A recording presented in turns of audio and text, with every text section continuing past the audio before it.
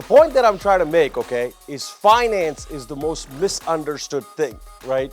Because most of us, the way we learn about finance is through Instagram posts of people telling us how to invest our money and what to do, and or how they're investing and why they're killing it and what they're making and everything else, right? But the reality is, this is the missing link, the difference between the rich and the wealthy, okay, and the poor, all right?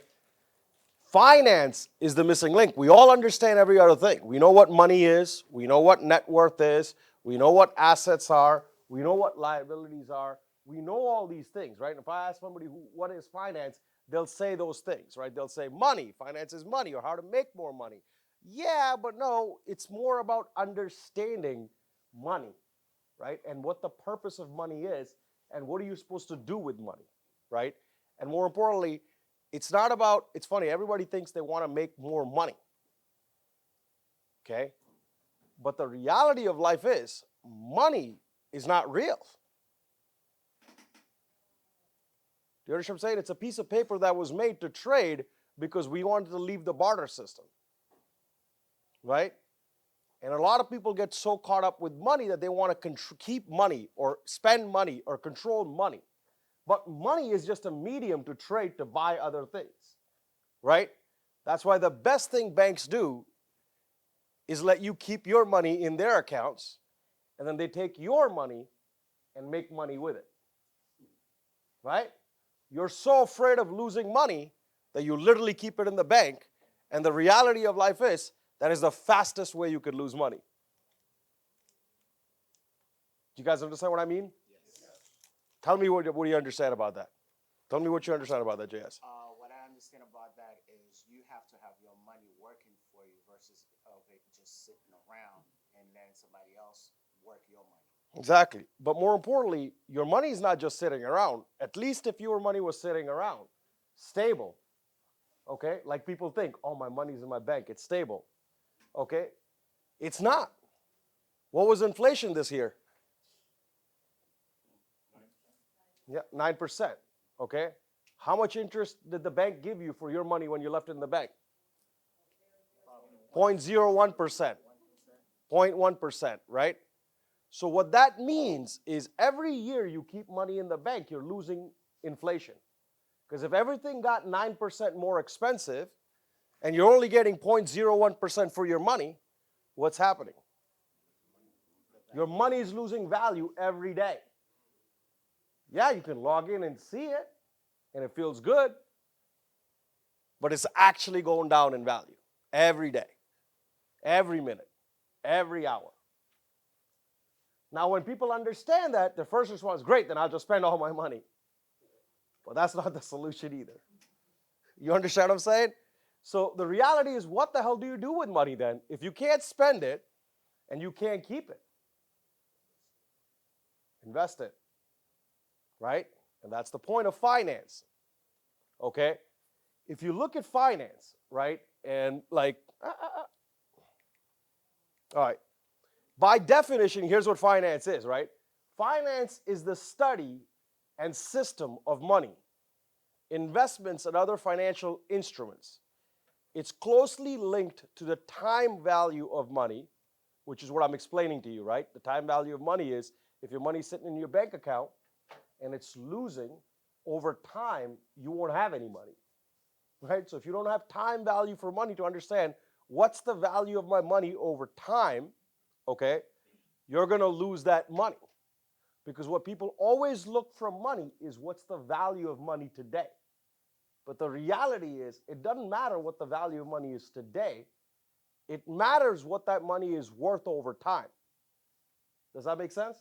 Because you make this money for what? Whoop, whoop, whoop. Hit the wrong button.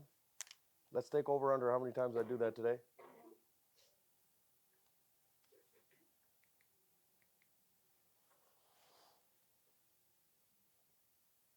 Time value of money, right? Over time is when you need your money to grow.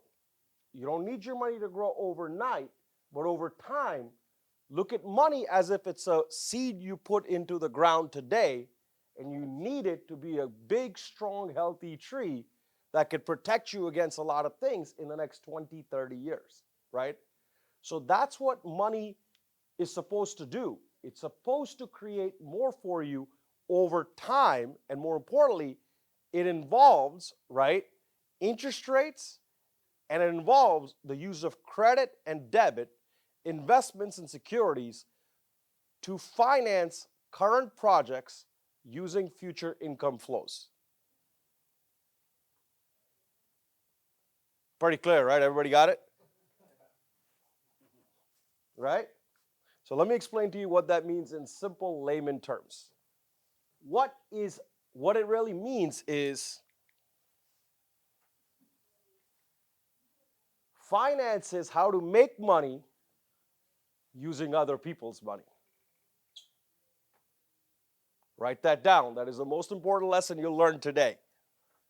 Finance is how to make money using other people's money. And this is the secret of finance.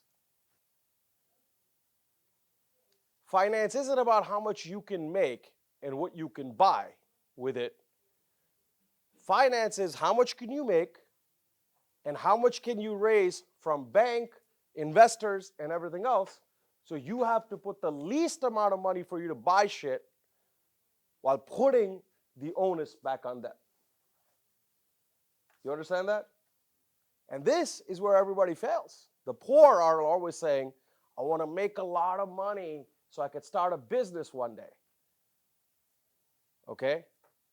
The rich are saying, I need to build a pitch deck and go after all the rich people that have the money and take more from them. Right? The poor say, I want to own 100% of my business. And I want to take all the risk and reward. The rich say, I want to own 15% of a business I didn't put any money that I have no risk and no reward. No risk and all reward, sorry. Do you understand what I'm saying? Do you get that? That's the difference in mindset, right? That's the difference. The difference is in our head, we see money or we see finance as I make money, I buy a couple of properties, or I make money, I buy a house because it's a good investment, and everything else, we think about our own things. But the reality of finance is it's about how to make money using other people's money, okay? Because again, when you use money, you have to work for it. You have to work hard for it. You have to get it. Your source of money could be limited, right? But the reality of things is when you're using other people's money, there's a lot more to be had. There's a lot more people that are working really hard to earn their own. And if you can have an idea or a plan or anything else, they want to invest with you. And what's wrong with that? Does that make sense? Does that make sense? Yes. Exactly. So basic financial skills everyone should have when it comes to money. Okay? How interest and credit cards work. Balancing a checkbook. Basics of budgeting. How to fix and establish credit. You understand that, right? Credit is your freedom to success. You don't need money. You need credit. Do you understand that? I'm going to repeat that again if you didn't hear it. You don't need money. You need credit. Okay? Investing and stock markets basics. Just understanding how it works so you can understand and apply principles to it. It's a source of investment, right? So you need to understand what that looks like. Managing your debts, tax planning, personal financial statements, planning, all that stuff is important, okay? Today, one of the things I will give you at the end is what's called a personal financial statement, okay? This is supposed to help you understand what your net worth is, okay? And it's a great exercise because it makes you understand where you are right now, and then you could build a plan to where you want to go in the future. Make sense? So I'll give you that interactive form of things we're going to do. You know, building emergency funds, managing your net worth. And again, when I say emergency funds, people always say, oh, emergency, okay, I get it. So if my freaking boiler breaks or if I lose my job, that's the emergency, right? Nope, that's not an emergency. That's like you didn't plan right.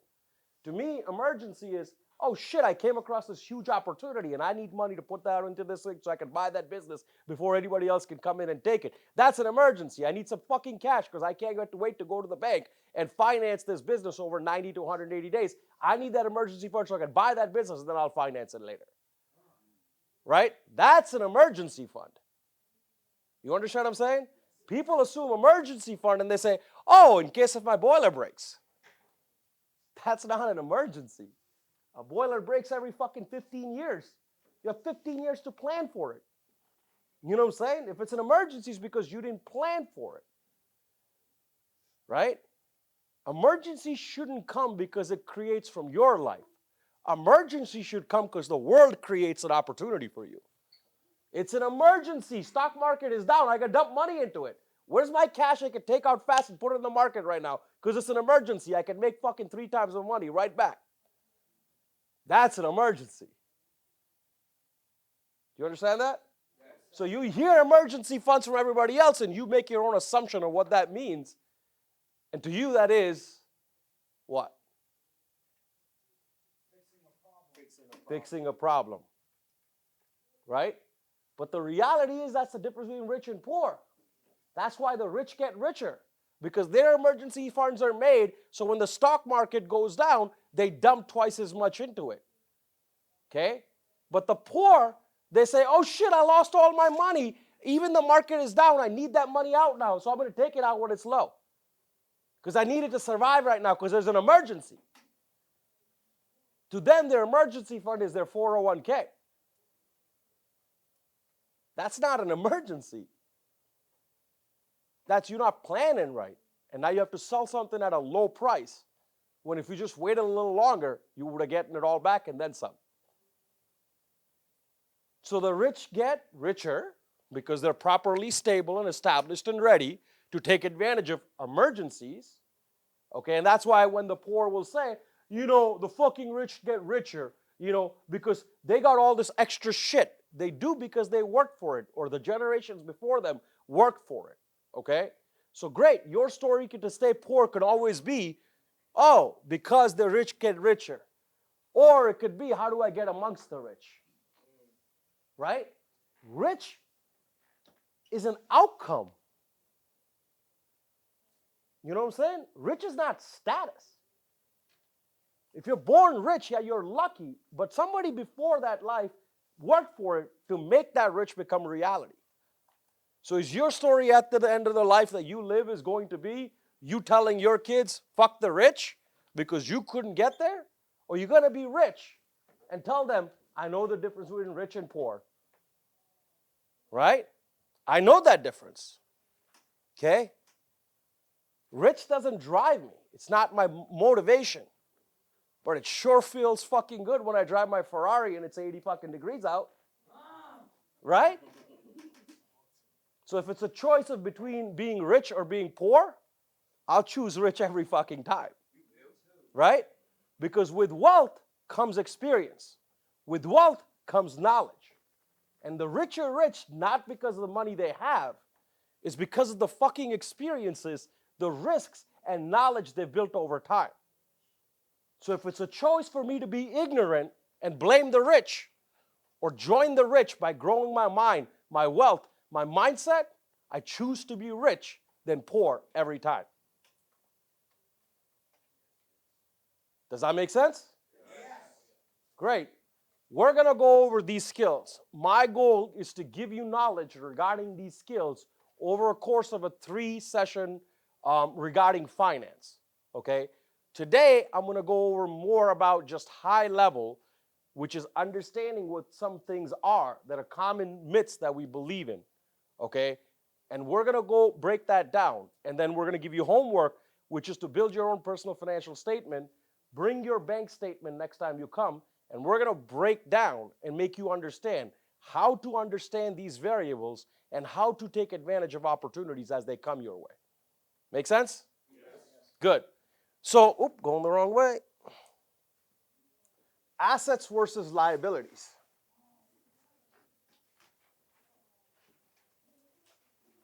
What do you guys think that means? What is an asset to everybody? Huh? Puts money in your pocket? Okay. Huh? Resources. Okay. Exactly. Assets. So here's the best way I'll explain it, right? Assets increase in value. Okay? Assets are easily convertible.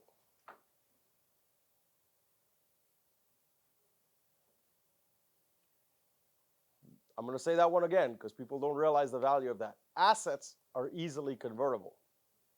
Okay? What does that mean? Hmm? No, it's easily convertible. You can cash out assets fast. Do you understand what I'm saying? Now, let me give you a perfect example. There are people that are looking to go buy cheap. Hey, that house has been on the market for 45 days, 70 days. I can get a really good deal if I buy that shit.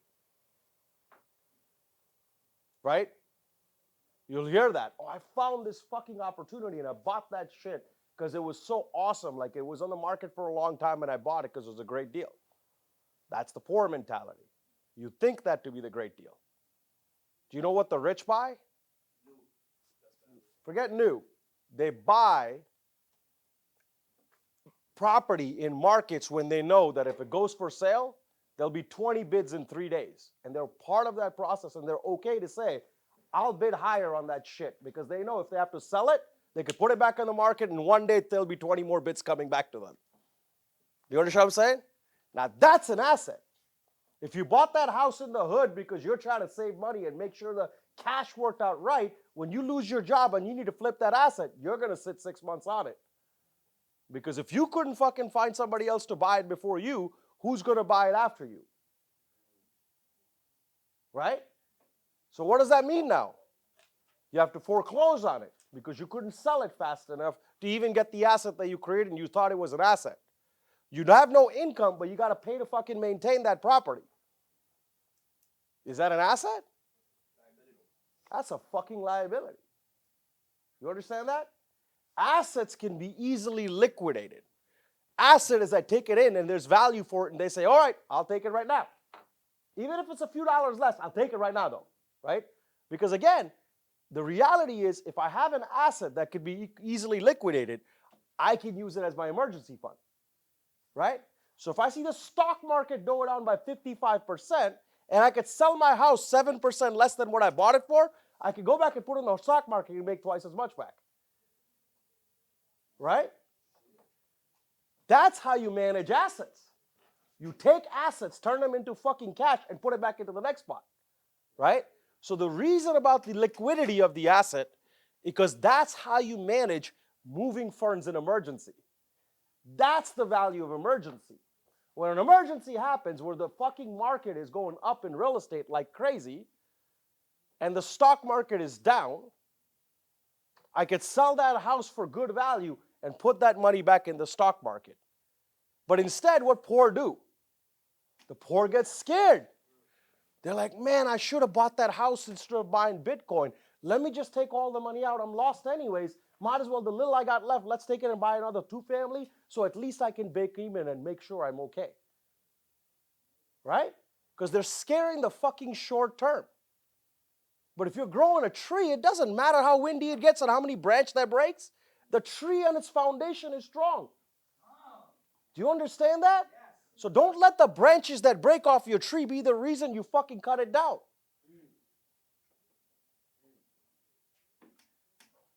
You just got to keep taking care of it.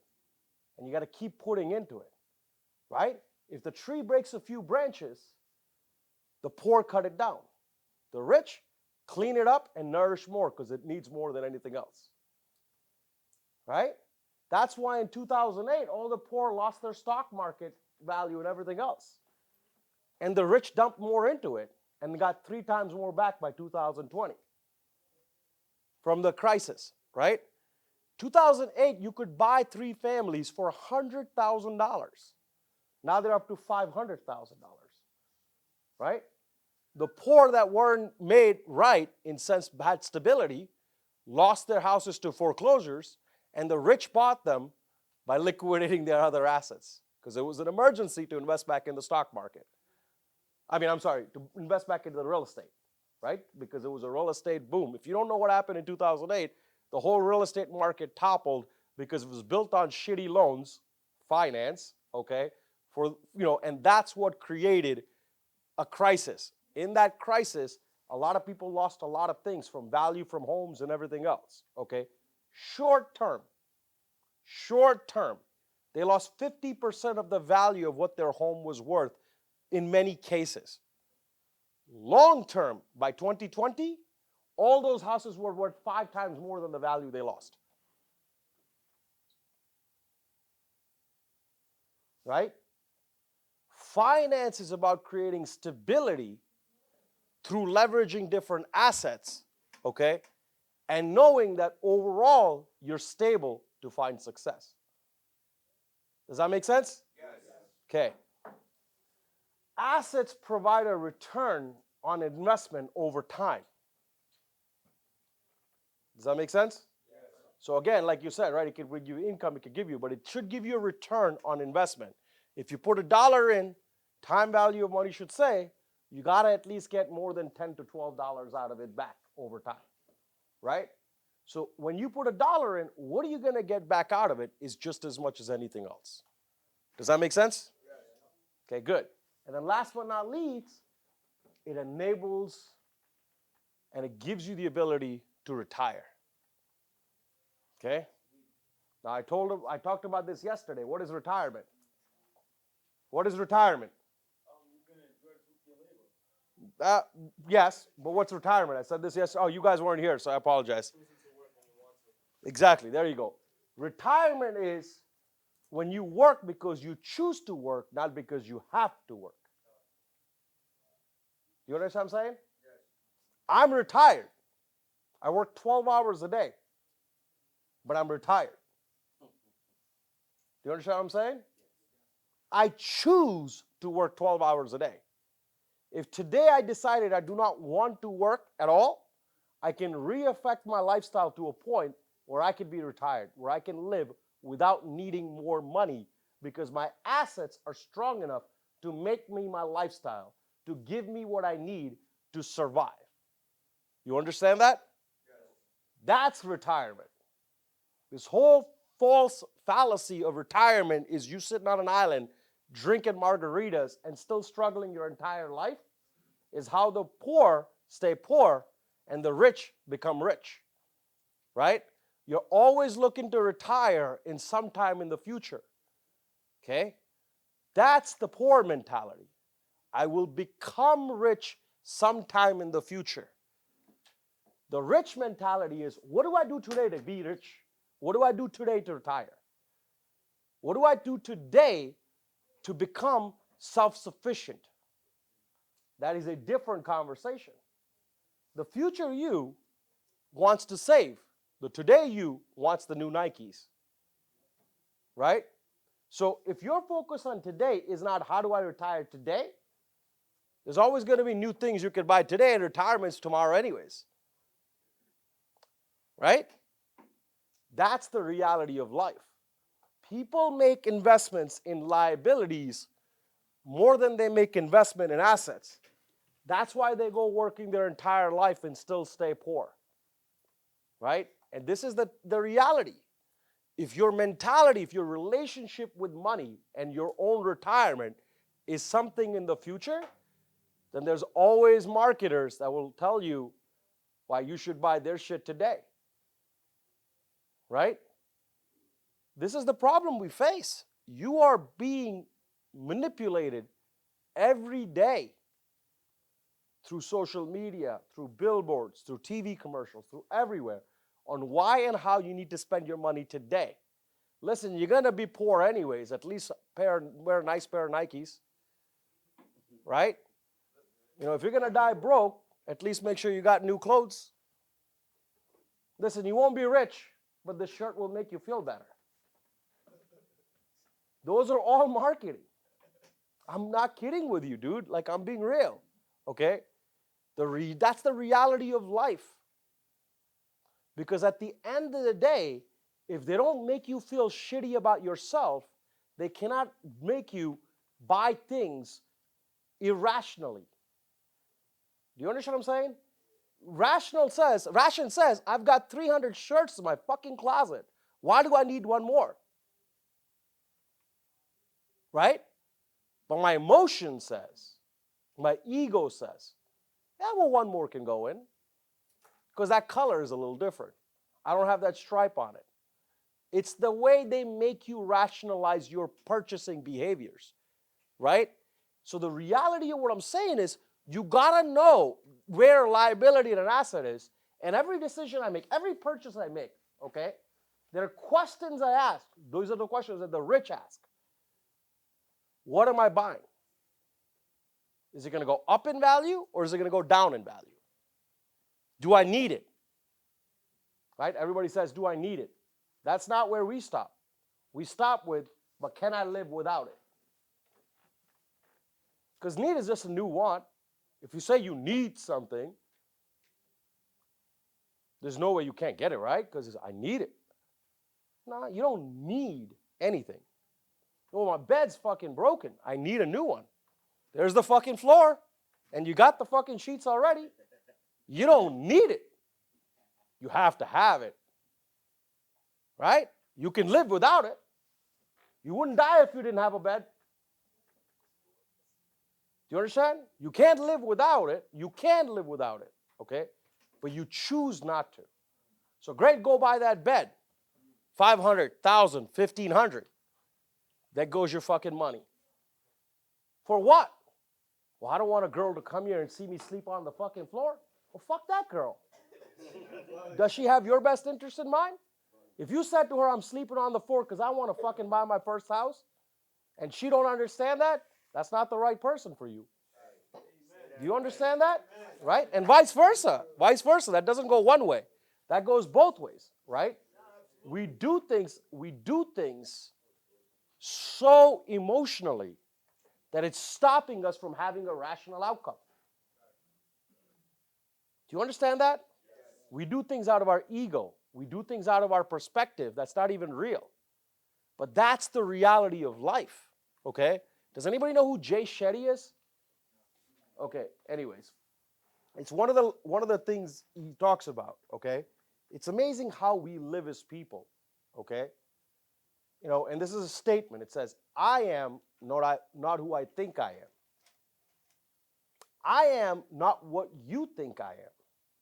I am what I think you think I am. I'm going to repeat that again. I am not who I am. I am not what you think I am. I am what I think you think I am. Do you understand that? Right? Because that's the reality, right? I'll talk to somebody, and I'm like, I don't think this guy thinks I'm intelligent enough. I got to show him I'm intelligent. I got to fucking tell him I'm intelligent. No, he needs to know I'm intelligent. He thinks I'm poor. I'm not poor. He needs to know I'm not poor. I need to buy a fucking car so I can show him I'm not poor. But he never gave a shit if you're poor or rich. That chick, she didn't fucking sleep with me because I'm poor. No, it's because you were a shitty attitude when you fucking did what you did. It's not that. And if it was, it didn't matter because then that wasn't the right person for you. But the reality is we are so far away from who we are because we keep giving perceptions who we are not. And then when we find somebody that doesn't give us what we want, we blame them. You buy a car when you can't afford it because you want to impress a girl that likes money. And then you say, all that bitch wants is my money.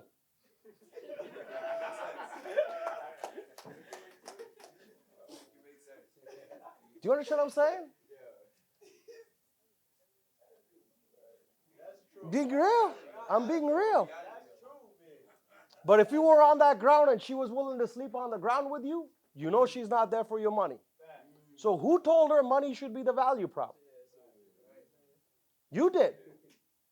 Not her. Not nobody else. You did. You create your perception to the world of what you want them to see. Do you understand that? Right? So how do you control that? By lowering your emotions and focusing on the bigger vision.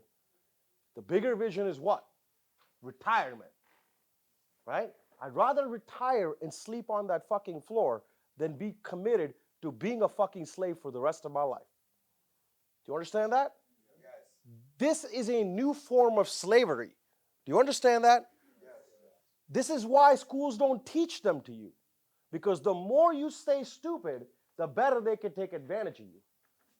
They can give you a fucking stimulus check, but they can't teach you how to become better.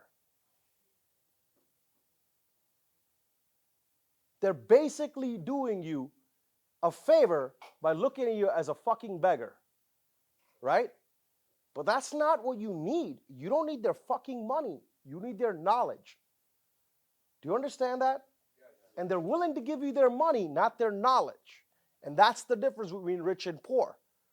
The rich don't guard their money. They, believe it or not, give it away, right? You'll hear Warren Buffett's going to give away 50% of his future, or money, because that's not his wealth. His wealth is the standards, the education, the knowledge, the experience he leaves his kids. He leaves his family. That can't just be given away. Wealth is easy. I got money, I transfer it, who gives a shit? I got more coming in other ways. Giving money is way easy. Giving away knowledge and time is hard. Does that make sense? And that's the reality, right? We always buy liabilities, things that lose value, that cost money over time, put you in debt. Why? Marketing, emotions,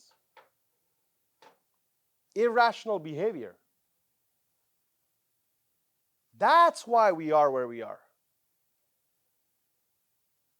Not because people are not capable, not because you cannot retire right now. It's all that we see the world the way the world wants us to see them, and there's this perception built which is far from reality. And we have to give up all that to value building, creating assets. Whether it's your knowledge, your education, that's an asset.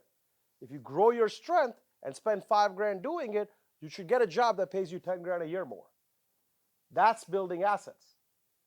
It's easily convertible, right? You could take your education certification and say, hey, I have now leadership certification. I'd like to be a leader. It could be turned into value right away, right? But when I say to somebody, hey, I get this $500 leadership course, you could say, I can't afford that, bro, but check out my new Nikes.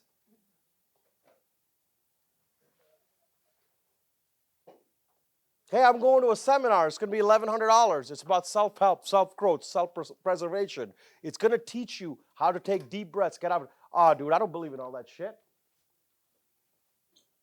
Well, so I got money for that, bro. I mean, I'm saving for this fucking vacation I got to take in Cancun with my boys in fucking, for spring break. I got no extra money left no more. You understand that? What's an asset and what's a liability? Self-worth, growing your self-worth, your self-experience, your self-knowledge, or a trip to Cancun? But we justify that trip to Cancun. Oh, I need it, bro. Been working so hard. This COVID's been getting me. I need it. But can you live without it? Can I live without it? I can't. Well, then fuck it. Let's live without it. Because here's the problem with going to Cancun. Once you know what that feels like, you're going to want it again next year. And the year after, and the year after. And that shit will never end. And it'll keep you broke. You think that one trip to Cancun is great, but how do you enjoy something amazing and then not go back to it? Right? So that's a starting position of your debt. Now I need a vacation every year, bro. Winter's hard. I need to go to fucking warm weather. But can you live without it?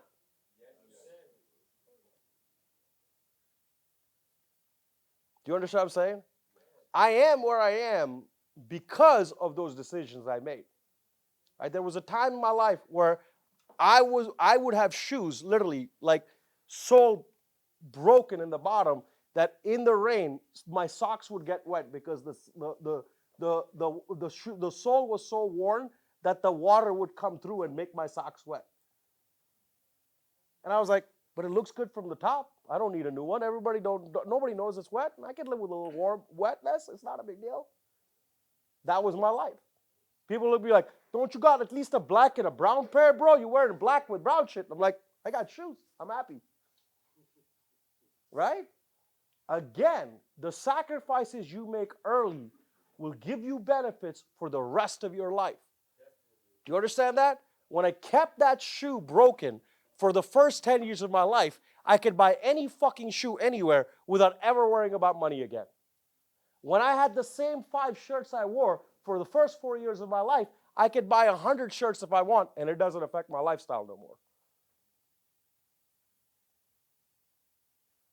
But it's the sacrifices you make early that stops you from making sacrifices in the later life, right? It's the biggest thing that people don't realize. Your biggest strength here is your age. You are getting a head start from many others that make it to the other side and cannot do much with it because no matter how much sacrifice they make, it's not enough. The only sacrifice they can make at that point is adjusting their lifestyle. You understand that? Right? The end of the day, if you want the lifestyle you want at the end, you have to adjust for it from the beginning. And more importantly, this is what people don't realize. The more you expand your lifestyle, okay, the longer you have to go to retire. Because if you live on the floor and you share one room with somebody else and you never grow from that, that lifestyle is so easy to retire on. Right? If your bills were only $200 a month, you'd be retired today. Right? So if you have this pressure of your bills, car payments, house payments, rent payments, who's the person to blame? Who signed for them? You understand what I'm saying? Exactly. That's the point, right? The reality of what I'm trying to explain to you is you hold this amazing power to make intelligent decisions, okay? And don't let your emotions get the best of you. Your job is to be a rational human being above your urges, okay? And there to provide results. Does that make sense? It's amazing. I was reading something. It's funny. I wrote it down. Let me see if I have it easily available. But it made me think of this statement from this morning.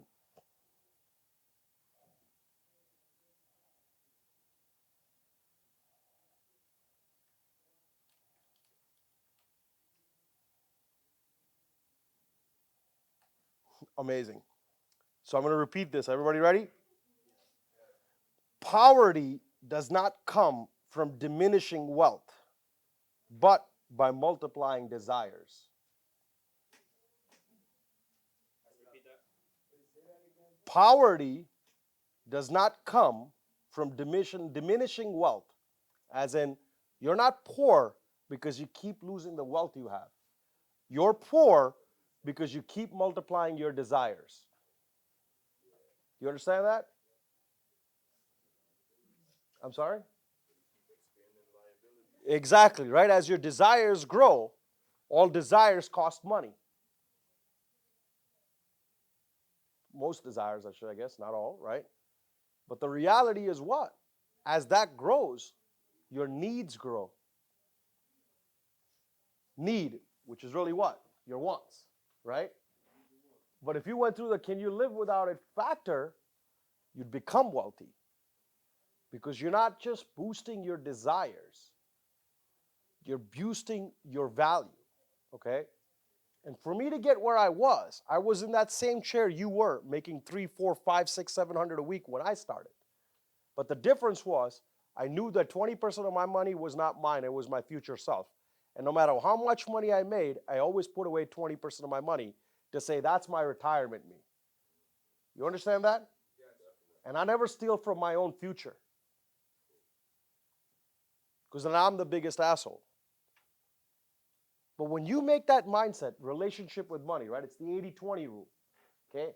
When you take 20% of your money and you constantly invest it in the future of you, that's a starting point for something unbelievable and amazing, right? Because when you truly build that mindset that I am not going to steal from me, I don't give a shit what happens. I'll be homeless, but I'm not taking from that fucking 20%. Because I'd rather be homeless now than fucking 75. At least now I can fucking weather the fucking storm because my body can handle it.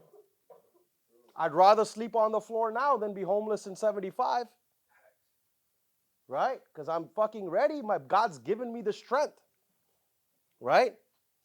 God gives you your physical strength when you're young because you need to go through trials and tribulations so you can enjoy the future. But what we do is we say, we want to have all the fun while we're young, and then we'll work hard in the future. With what strength? I was able to work 12 hours a day and never think twice about it because I was fucking 24. Today, when I work 12 hours a day, I need 3 hours the next day to catch up with it because it's fucking hard. Because I can't keep up with it. So I have to work smarter. I have to increase my strength.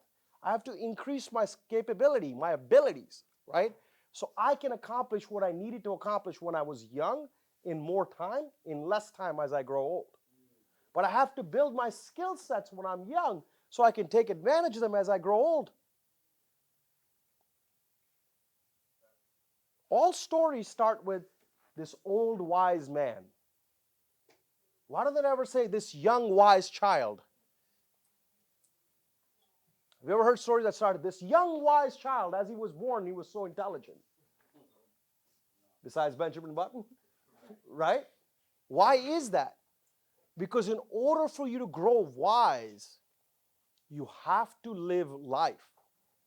And there's only two ways you get wise. By learning from others and by making your own mistakes. There's only two ways you grow. The only two ways you get to the other side. You either learn from my mistakes and take them and apply them, or you make all your own and you learn from them. But that's the reality of life. Does that make sense? Right? Mistakes are the best. The mistakes are what makes you become better as a person. Right? It's not what makes you less, it's what makes you more. Do you understand that? Without mistakes, you just haven't taken risks. And no matter who you've seen be rich, they do not become rich without risks. Do you understand that? That's it. The only difference with me and many others is I have taken many calculated risks. And we'll talk about that in a little bit as well. Okay? Now let's do this. Let's play a game. We're going to have this conversation. Is it an asset or it's a liability? And let me see what you guys think. Ready? Tell me what these are. Asset. Nah. Tell me why. Well, no, what these purses are. Oh, those liabilities. Exactly. I'm getting there next. I'm sorry, what? Huh? But for more money than what you paid for them? Yes. Who are those? What are these? I don't know which ones they are, but exactly my point. Well, yes. Understood, but how much is it new? Exactly. Exactly. It puts you in debt. Huh? One second, one at a time so we can hear each other. But more than what you bought it for? No, but the second thing on the list is easily transferable. These things aren't going to sell overnight like that. They're not. They're just like you said. Depends on. You get 20 bids when you put that house back on the market. That bag is going to stay on Facebook Marketplace or Poshmark for a fucking week or two. If that. And again, let me explain something to you, right? Let's say you buy this bag. You keep it for 5 years. And you sell it. Will you get more or less for it? Less. Huh? Less. 1 second. Agreed. You're making my point. Let me explain. You're making my point. Let me make you understand what I mean. That bag right there is just a regular bag you buy for $200. Okay? That bag right there, when you buy, either maybe you get the same money back, maybe you get a little less. But if you keep it for 5 years and you sell it, at best you're getting your money back. Okay? It's not an asset. If it was an asset over 5 years, it would have gone up in value. Do you understand that? If it's the same value or less 5 years later, it's not an asset. It's a liability. Because in 5 years, inflation had gone up significantly, and even if you pay 200 for that bag and you get 200 back, you basically lost 75, $80. Does that make sense? You might not feel it, emotions, right? But rationalization, that's reality. George?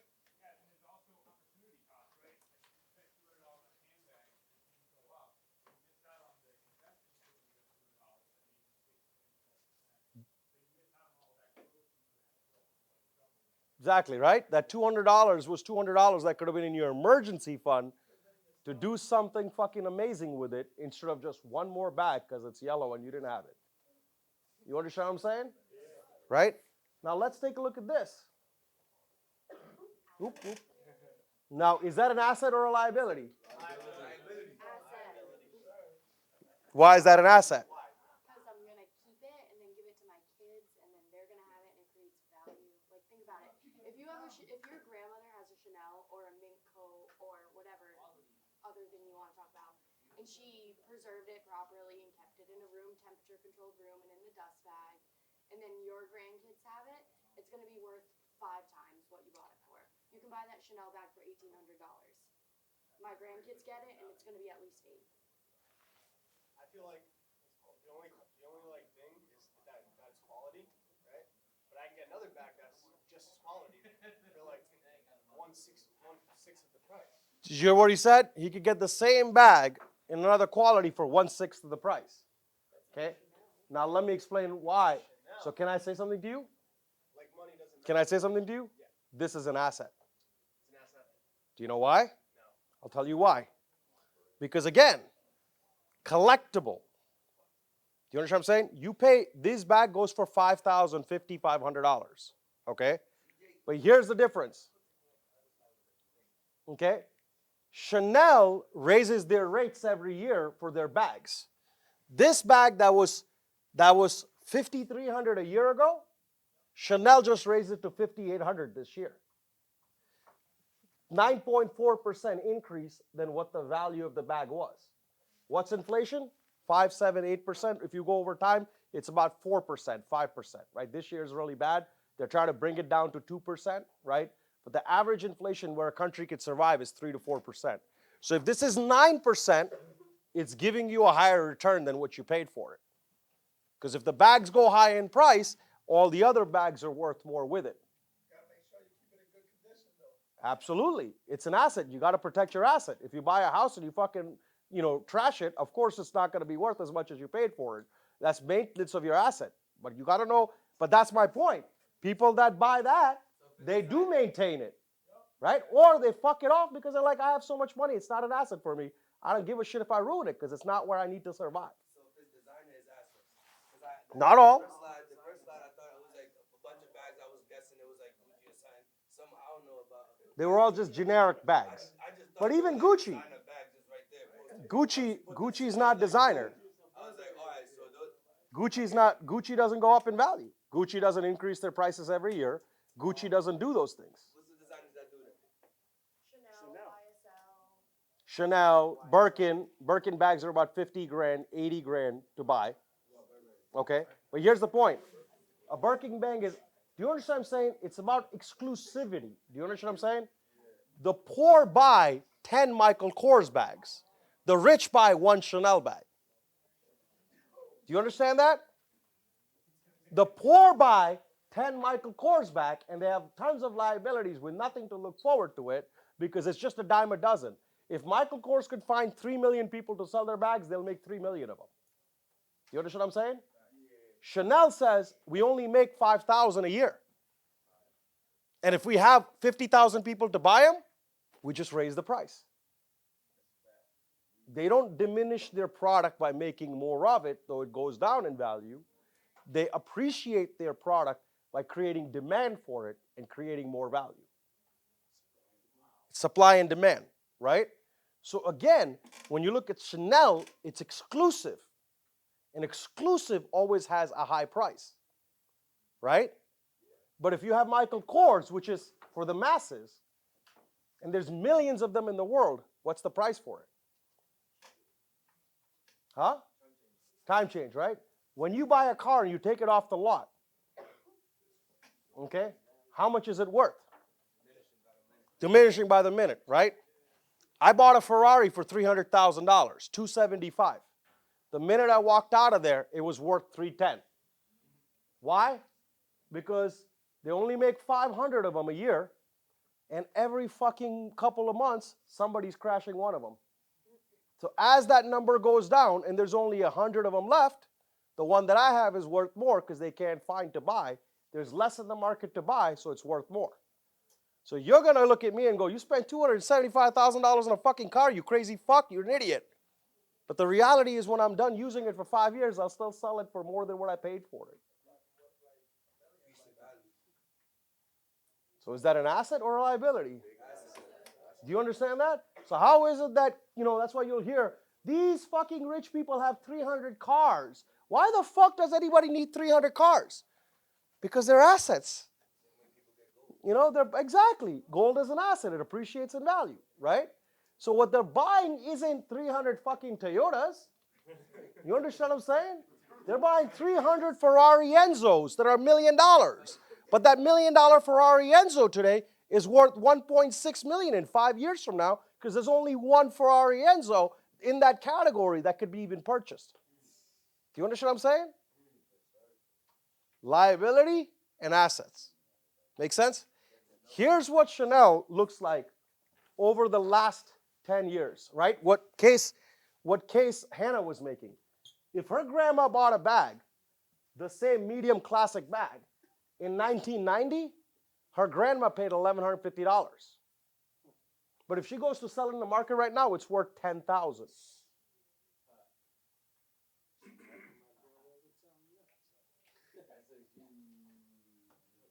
So is that an asset or a liability? You understand that? If your grandma bought Michael Kors for whatever, it's still worth shit and it's not lasting 20 years. Because when you bought it to use it, not to fucking restore it, to keep it, to sell it. Right? When somebody buys a $5,500 bag, they take care of it. When you spend $10,200 on a bag, you take care of it, you clean it, you keep it to make it last longer. Okay? It's an heirloom. It's jewelry. It's like anything else. It appreciates in value if you take care of that asset. But this is the value prop of Chanel. This is when my wife says, hey, can you get me a Chanel? This is an exclusive one coming out. I'm like, no problem. Fuck it. Who gives a shit? It's going to go up in money anyways. Right? I'm going to get my money back and she'll feel good that I bought her something. But it wasn't a liability. It's an asset. Do you understand what I'm saying? I'm definitely not getting her Michael Kors. I tell her, no, I'm not doing that shit. Like, look at a $5,000 bag. I don't want a $200 bag. Right? I don't want to lose money. I want to make money. Make sense? Yes, sir. Huh? Dude, there's no fucking way she's looking at $200 bags. I wish she was. You understand what I'm saying? It's my wife. When I was building this deck and going over this shit, she was like, oh, so I should buy Birkin bags. They're 80 grand each. I'm like, nah, we're not doing that now. You know, that's the key word I always say, not yet. You know, I never say no. I say not yet. Okay? You know, hey, man, do you have a Ferrari? Do you have a car? Do you have a plane? Not yet. Are you where you are? Not yet. Not that I can't be. It's never no. It's not yet. Gonna get there. Make sense? Huh? I'm already doing it. I have like a few hours of logged in. But can I say it's funny, right? From yesterday. Anyways, let's keep moving. I don't want to get distracted. I can talk for hours. What is this? Asset or liability? Liability. Whoa. This is like a 50-50. I'm curious. It depends. The reason I say it depends, if you're purchasing it for you to stay with your family and you putting money out as a mortgage, it's not bringing you income, then it becomes a liability. Okay. It becomes an asset when it's creating income for you, passive income. That's why I say it depends. Exactly. Yeah, Makes sense. I say it's a liability. If it was a motel, I'd say it was an asset because it got like people paying for my mortgage and stuff like that. So what if it was a multifamily home? If it was a multi-family, it's an asset. Yes. That right there is a liability. This is a liability. Single family. A single family home. Who pays the mortgage for it? Okay. Who pays for the maintenance and upkeep? Okay. All right. If you lose your job, who loses that fucking house? I do. Exactly. So is that an asset or a liability? Liability. Do you understand that? This is the biggest fucking scam they've told you your life. The American dream. It is the American dream. Do you know why? Huh? It's not an asset. Do you know why this is an American dream? Huh? I'll tell you why it's an American dream. Because finance companies need you to buy houses. If they don't have something to scare you with, how the fuck are you going to pay your bills on time? So this is not increasing in value. Of course it's increasing in value. But whenever you go get a loan, what is the first thing they do? Encumber that asset. Hey, if you fuck up and fail anything else, cash? Then it's the worst value. Then it's definitely a liability. That's definitely a liability. If you paid cash for that house, it's even a worse liability than ever could be. Sell it for more like 5 years later. I know you can. I'm not saying, again, you're missing my point. You can sell anything for more 5 years later, right? So I'm saying, if you bought by the way, that's the next couple slides. I'm going to give you a comparison between two, a multifamily and a single family. And you're going to see in 5 years, they both appreciate in the same value. But there's only one difference. In the multifamily, you're living for free. And if you lose your job, you still have the tenants that will pay your fucking asset and keep it alive. Do you understand what I'm saying? Right? But in a single family, you're paying the mortgage, you're paying the maintenance, and if you lose your job, you lose the fucking house too. And never mind losing your job. If you fuck up your credit card, they're taking your house. If you start a business and you fail, they're taking your house. If you do these things, they're taking your house. So what is that house? It's what keeps you from being shackled. When you have a house and you need to make a payment, you can't go to your job to start your business. Is that a liability or an asset? Liability. You get a great opportunity to move. You bought a house, you can't move now. Is that an asset or a liability? Liability. Do you understand that? That is the biggest myth. I want to buy a house. It's like whenever somebody says, whenever somebody comes in, they're proud, like, man, I want to buy a house for my family. You know what I hear? I want to put my family in debt. I want to put my family in debt. And they're so excited about it. Hey, I'm going to put my family in debt this year. They're like, okay. My first question was like, I'm like, what kind of house? Oh, a single family. I'm looking at a nice single family. And I'm like, debt, debt, debt. That's what I hear. Debt, debt. Do you understand that?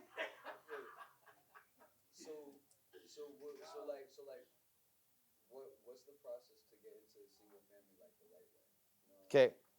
The right process to get to the single family is by figuring out how much money you've made and saved and increased your net worth. That then it makes sense to say, okay, not only do I have income coming in from my assets, my income is so much more that I can buy a single family for my family, okay, without having to take anything away from my income, right? If you have to buy, let me explain something to you. If you have to buy your first home, your single family home, okay, with your income, like workable income, not where you do it. So it's okay to get a liability when you're paying for it from your assets. Exactly. Well, hold on. Yes. Let me explain. This is a liability because if you lose your job, you can lose the house. So its risk-reward factor is so high. But if you had tenements, 10 tenements of people paying you rent, and you didn't need to work because their rent covered it, now your money is bonus money to even keep creating more assets, that even if you create a liability, it's okay, right? Listen, my Ferrari that I bought, all right, I'm making a 10,000, 5,000, maybe even break even, okay? But I could do that because I have other assets that are appreciating so fast that it's okay if I have a liability or a break even. It's not about just always making money, but it's about getting there, okay, once you have enough disposable income to do that. There you go, perfect. You want your assets to pay for your liabilities, the best way I could say it, right? And if you have to pay for your liabilities yourself through your income,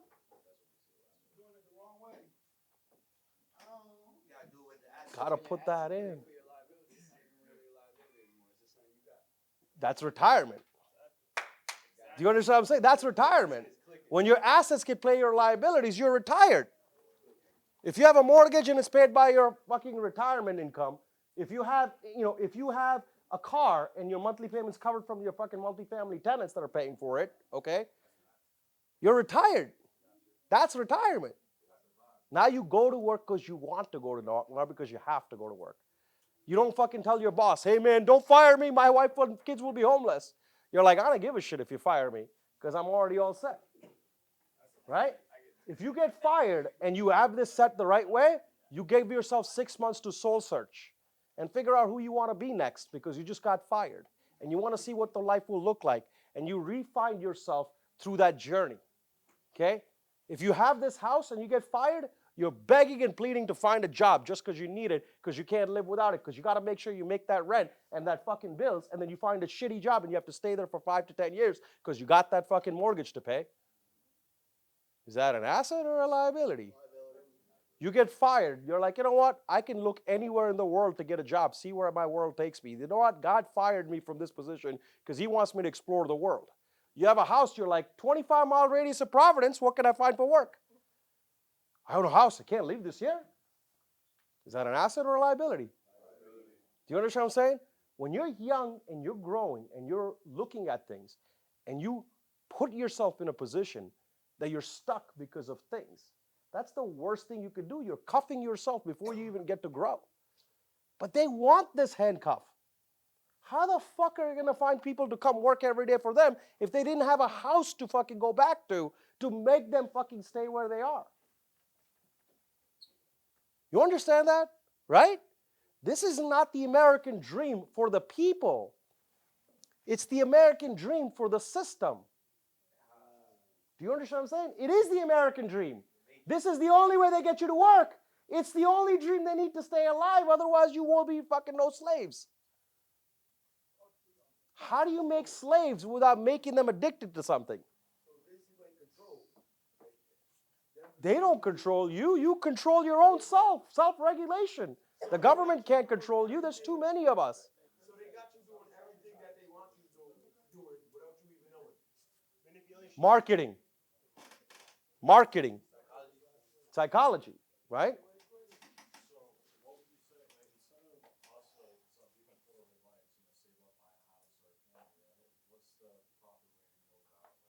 Buy a house, buy a multifamily. Save up and buy a house so you can live debt-free, right? You buy a multifamily, okay? Think about it. You get one chance to buy a first-time home buyer program. You can use that to buy a single family or a multifamily. You only get one chance where you could buy it with damn near no money out of pocket. What do you mean? But you didn't own a house, though, or you didn't own an apartment. Yeah, so it's ownership, right? It's only when you own it. So everyone gets this opportunity to go through this first-time home buyer program where you could buy a home with 5% out of pocket as long as your credit's above 650. Okay? But again, most people use that to buy a single-family house for their family. Okay? But the reality is, if you use that same money to buy a triple-decker, where you have 3 tenements paying you rent, okay, you are now having them build an asset for your family without you having to put any income you ever made. Do you understand that? Right? That's the reality of life. Yes, Justin?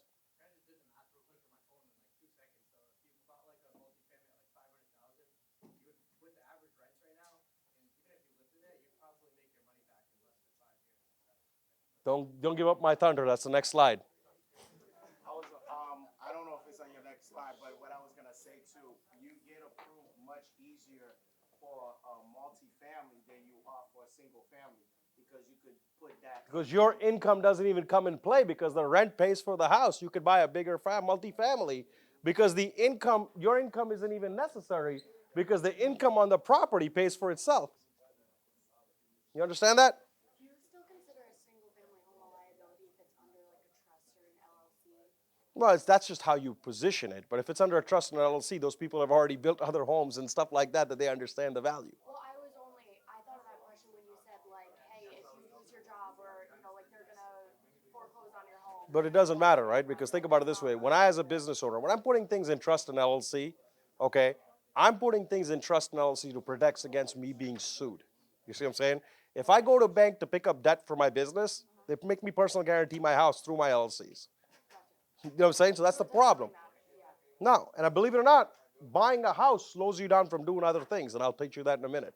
Okay? Again, I'm not saying, you understand that, right? There are always the 80-20% rule, okay? Obviously, if I hit the lottery and I have enough fucking income and money, it doesn't matter what I buy, okay? Because I already built income some way, right? So the reality is it's just these are variables that when you have, and the biggest thing is not even the house. You understand what I'm saying? The liability is not even the house, it's what George says. It's opportunity cost of that money. You understand what I'm saying? If you're putting down 10 grand, because it take you 5 years, 10 years to save 10 grand, are you taking that 10 grand and buying one asset that makes you some return or an asset that makes you a lot of return, right? What's the most can you get out of that 10 grand, okay? When you buy a single family and you put down a $10,000 payment, you still got to pay the mortgage. You still got to take care of it. You still got to keep working. But if you take that same 10 grand and buy a multifamily, you have tenants paying for your mortgage from that point on. You have tenants taking care of your property and maintaining it. And if you have a job and you make money, you get to keep all of it because you're living rent free. You understand what I'm saying? So if you had that 10,000 to put down someplace, why would you buy a single family when you could have other people paying your mortgage?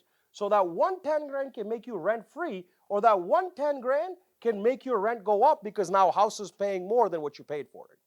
Right? What you were paying for rent before, you bought this house, now the mortgage is higher than what you were paying for it. Right? And I'll give you that example next, but before I move forward, go ahead.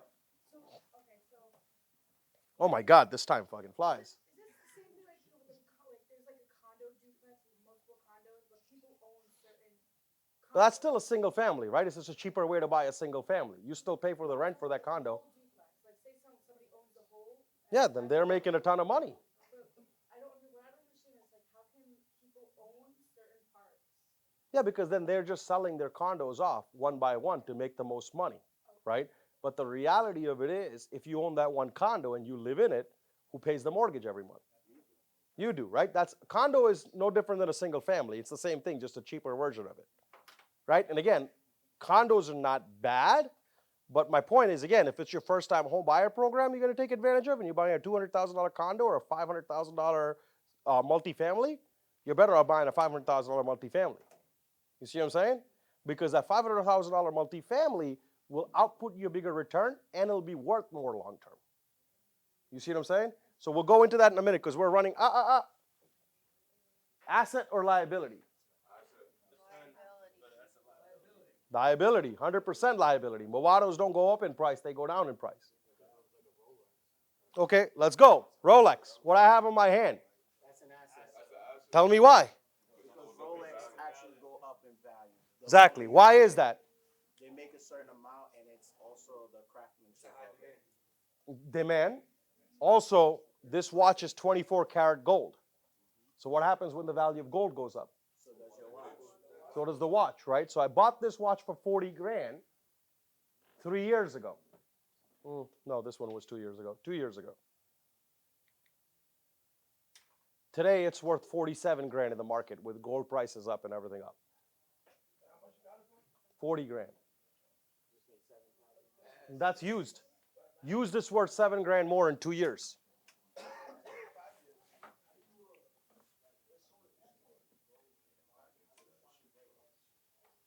That's going to be a whole training for another day that I'm going to go through to saying isolating assets, because that's the question is an asset, okay? Assets, people get so caught up on the assets and then they justify it, right? That's the simple reason of why you took a single family home and you justify why it's an asset. It's more about taking your feelings out of the process and looking at return on investment. Make sense? It doesn't matter what the asset is, it's the opportunity cost of that money, and what do you get back when you put $1 in of your own money? You see what I'm saying? If you put $1 in of your own money and you get out $10, then your return on investment is pretty good. But if you put in $1 of your own money and you get back $5, then obviously that's a less better investment than the other, right? So look, in theory, when you say, a single family, right, the reason people think it's a good asset or it's a good value is because they're like, oh, I got to live in the asset, so even though I paid this mortgage, I would have paid rent somewhere else anyways, so it's the same thing, and then it went up for by 50 grand, so look, now I'm getting 50,000 back more, right? Which makes total sense. It's giving you some return on your investment, but there are bigger and better returns than that at all. Make sense? I'm going to keep moving because obviously we have a lot here, and I'll take some more questions at the end. What is debt versus leverage? What's debt? Something, typically money, that is owed slash due. Debt is bad if you use it to purchase liability. Does anybody know what leverage is? Hmm?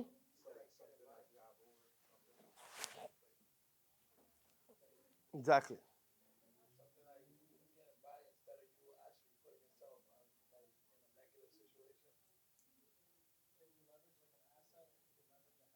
Exactly, right? What leverage is, I'll give you the simple math, right? Leverage is when you buy a house and you put down 20%, your money, and you take the bank to put down the other 80%, their money, you are now leveraging their money to make you money. Does that make sense? You understand what I'm saying? So your leverage ratio on that house is 80%. Does that make sense? You put down your 20%, and the bank put down 80%, and your leverage ratio at that house is 80%. Now here's the best part, right? If you buy a house for 500 grand, okay, and it goes up to 600,000 in value, even though you had the bank put up the 80%, you make the 100% of the increase of value in your house. Does that make any sense? Yes. Right? That's leverage. Leverage is you using other people's money to make you the most money. Make sense? So people always say, I don't want to be in debt. I don't want to be in debt. I want to pay off my house. I don't want to be in debt. Terrible fucking way to make your money investments. You said buying a house cash, right? That's the worst thing you could fucking do. Because if you had $500,000 to buy a house cash, wouldn't you rather go to the bank and take $2 million in leverage against that $500,000 you have and buy $2.5 million worth of properties that could give you return? That's the difference between rich and poor. The rich are constantly focused on leverage.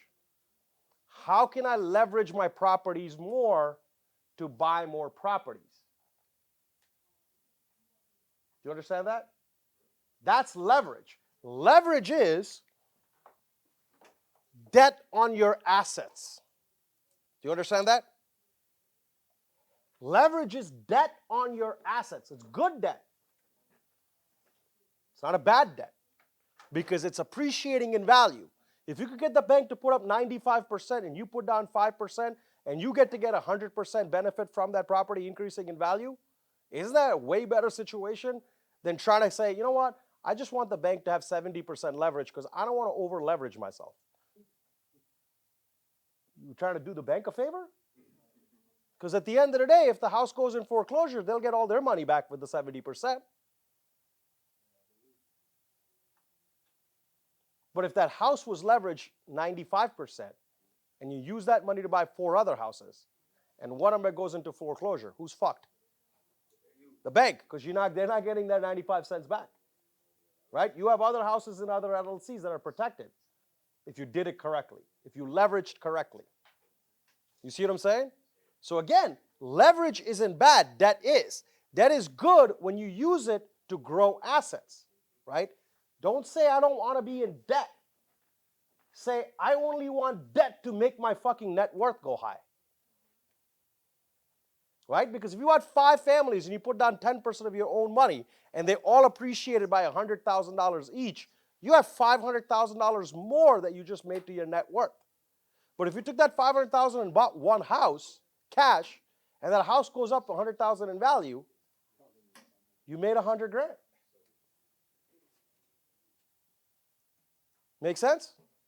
What was better? Leveraging your assets 80% by a bank and making 500 grand over the next 10 years? Or buying one single family house and having it pay for it every month and then have it go up 100 grand over 10 years? The first way, right? This is the problem. People don't realize what leverage is, so they look at debt as bad. No, debt is great as long as it's there to help your assets. If you're taking a credit card to buy that t-shirt, the shirt, the Nikes, the sneakers, that's bad debt. You don't want to be in debt. Hell no. You're looking to get money that you don't have to buy shit that you can live without. Right? Because you'll tell me you need it, but shit you can live without. That's debt. When your ego is so big that you need to spend above your means, that's debt. You understand that? But when you want to build assets, you better pick up as much debt as you can. Does anyone know who the richest man in the world is? Some guy in the Middle East. No, Elon Musk. Or it might change. So I mean, maybe it changes all the time. So I don't know. But I was talking about Elon Musk and Jeff Bezos, right? The last, like at least in the United States, I know those are the richest two guys, right? Both of them own how much percent of their own company?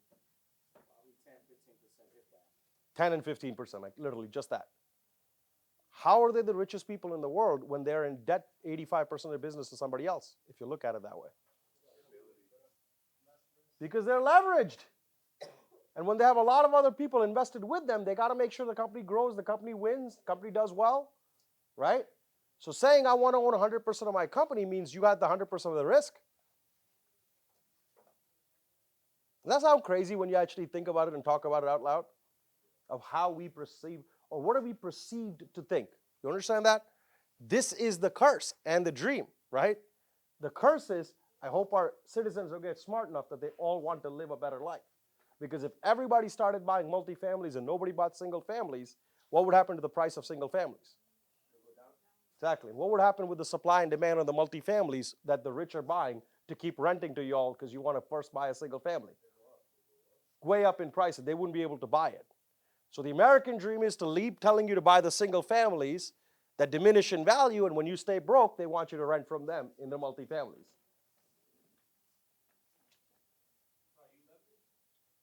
Always leveraged. Smart green, no, because again, I'll go into that between starting the business and growing a business, because that's where you'll learn that in a second.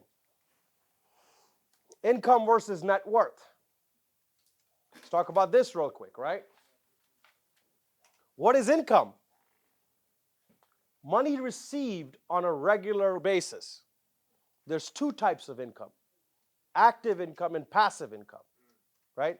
Active means you physically, literally have to work for it in order for you to make money, which means if you don't show up to work, you don't make money. Passive income is income you make when you're not working, when you're sleeping, when you're breathing, when you're learning. You're constantly making money, right? Cash flow, passive income, right? Technically, cash flow is both, right? Cash flow is how much cash is flowing in, and it's really an encumbering of a few things, right? Cash flow is income, right? Because it's active and passive, right? Asset is what your worth is if you sold everything. Cash flow is what you're bringing in from the cash from all that stuff.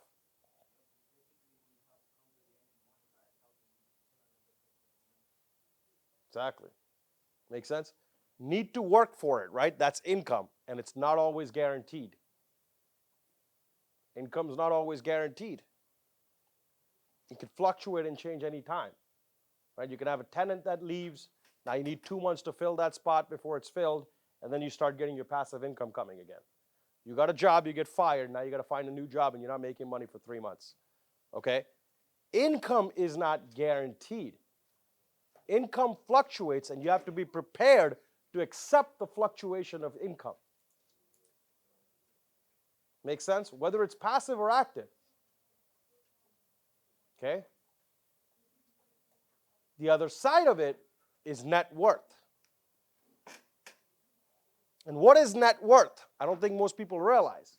What net worth is, your assets, everything you own that's of value, minus what you owe the world, equals your net worth. Make sense? Right? My net worth, my personal life is one. But again, my net worth, I'm not chasing income, right? People are like, how much money you make a year? That's what the poor talk about. The rich will ask me the question of, what do you think your business is worth? You understand what I'm saying? That's the question. What do you think it's worth? Probably 100 million. Yeah, I agree. What do you think it'll be worth in 5 years? Probably 250 million. That sounds good. Keep it up, bro. They don't even ask how much you're making because it don't fucking matter. When I make $1 million, I pay $400,000 in taxes.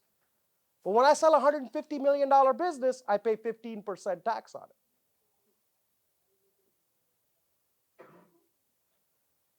You're focused on the money you're going to make. I'm focused on the money I'm going to keep. Right? I'm going to repeat that again. You're focused on the money you'll make. I'm focused on the money I'll keep. If I have to go 5 years with no pay so I could sell my business for 100 million and get out 85 million in net cash after taxes, I'd rather play the game on the right. Right? But when you're so focused on income, you become that small business owner that dies in their fucking shop because they've never figured out how to get value out of their business. You understand that? They've become a slave to their business. Do you understand that? Right? That's the difference between net worth and income. Net worth improves your position over time, and it doesn't require it to go anywhere crazy. Net worth guarantees a return over time, even if you stop making income today. Do you understand that? If you can sustain the assets you build by providing resources to those assets, it's going to give you a huge return long term because you're building your net worth. What's your net worth? Right? And the reality is that's the way you need to grow to understand how to grow my net worth. And if I have to leverage my assets to grow my net worth, it's okay. Because at the end of the day, as long as my net worth grows, I'm okay with it. Make sense? Build stability and builds wealth. I don't think those 2 points that I need to hit back home. You get the point, right? Sustainability is not, you will never retire on the income you make. You understand that, right? Because the more you make, the more you're going to need to do other things with that income. The only way you retire is by building wealth, by building assets, by building net worth, okay? And leveraging that to become successful. This is a question I get asked all the time, or it's a common myth I'm trying to bait. I'm going to say, should I start? You know what, man? The other American dream. The other American dream. Let me start a business. I want to start a business one day. Jay, I love it. You started a business. I want to start a business one day. What I'm saying, good for you. What I'm thinking, I fucking wouldn't wish that on my enemy. Right? Because the reality is, starting a business is the worst place to be. It's you with limited knowledge, limited experience. How is that the recipe for success?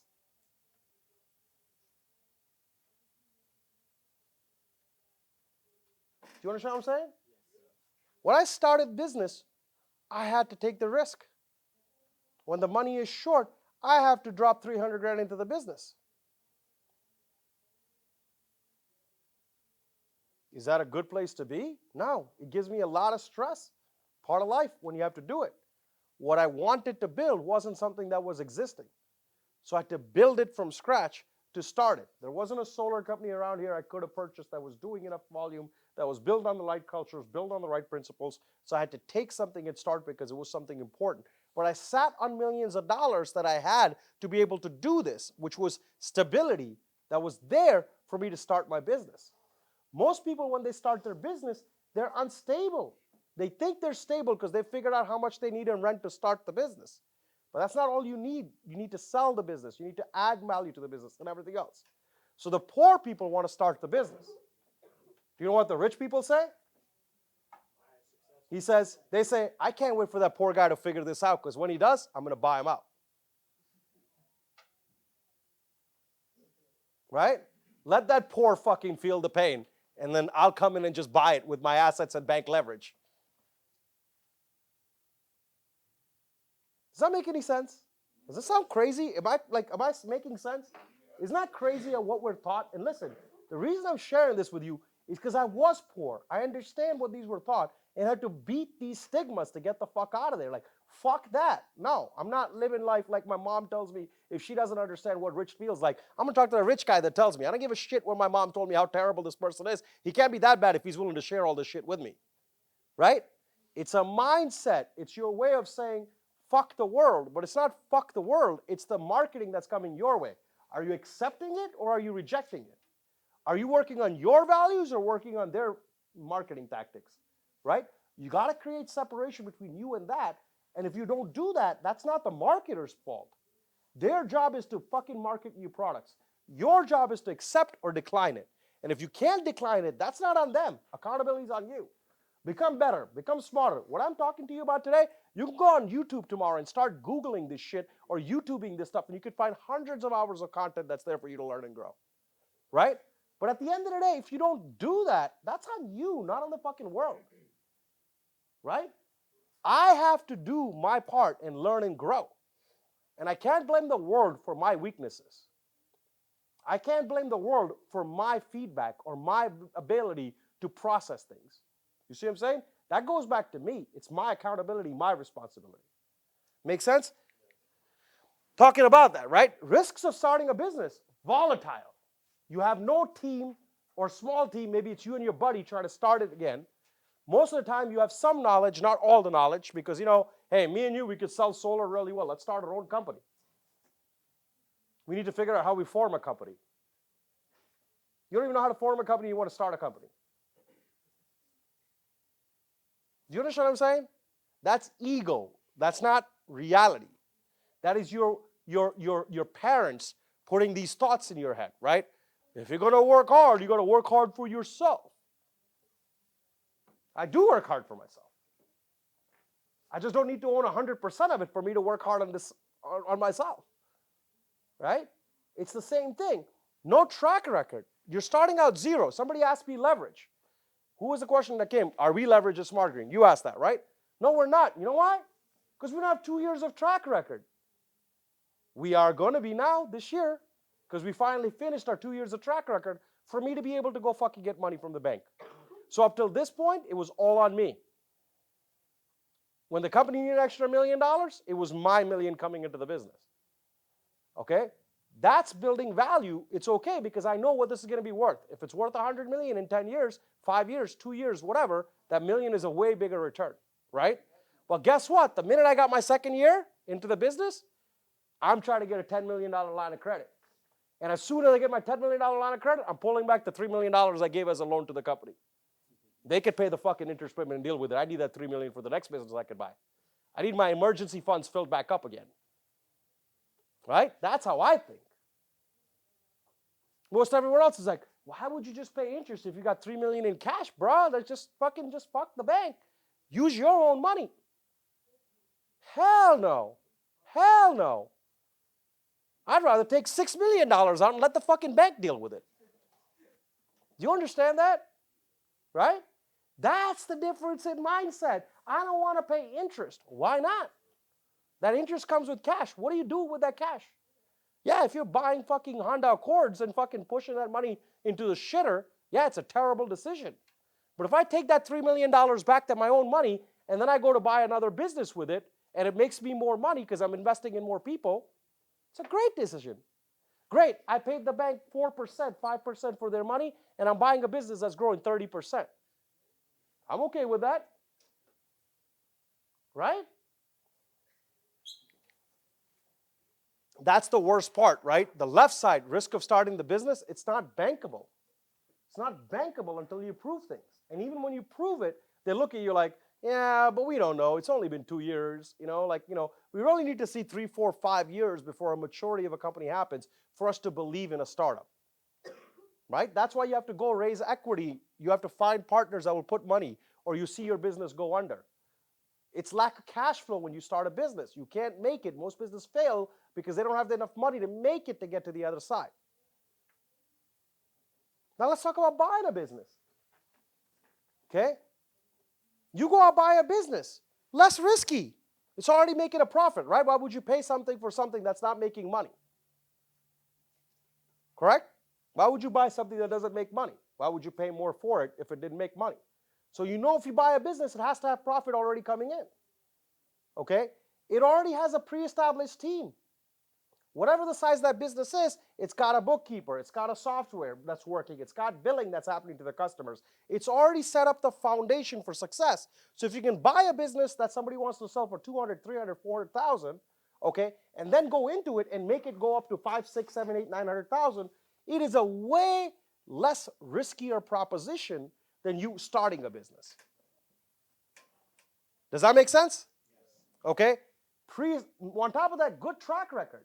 If you're buying a business, it should have 4, 5, 3, 7 years of track record. Does that make sense? Hey, it's been doing well for a while, and if it didn't, you could discount the business and buy it cheaper. Right? Hey, you didn't do well last 2 years. Sorry, I got to pay you less for your business. And you come to a deal that makes sense. Okay?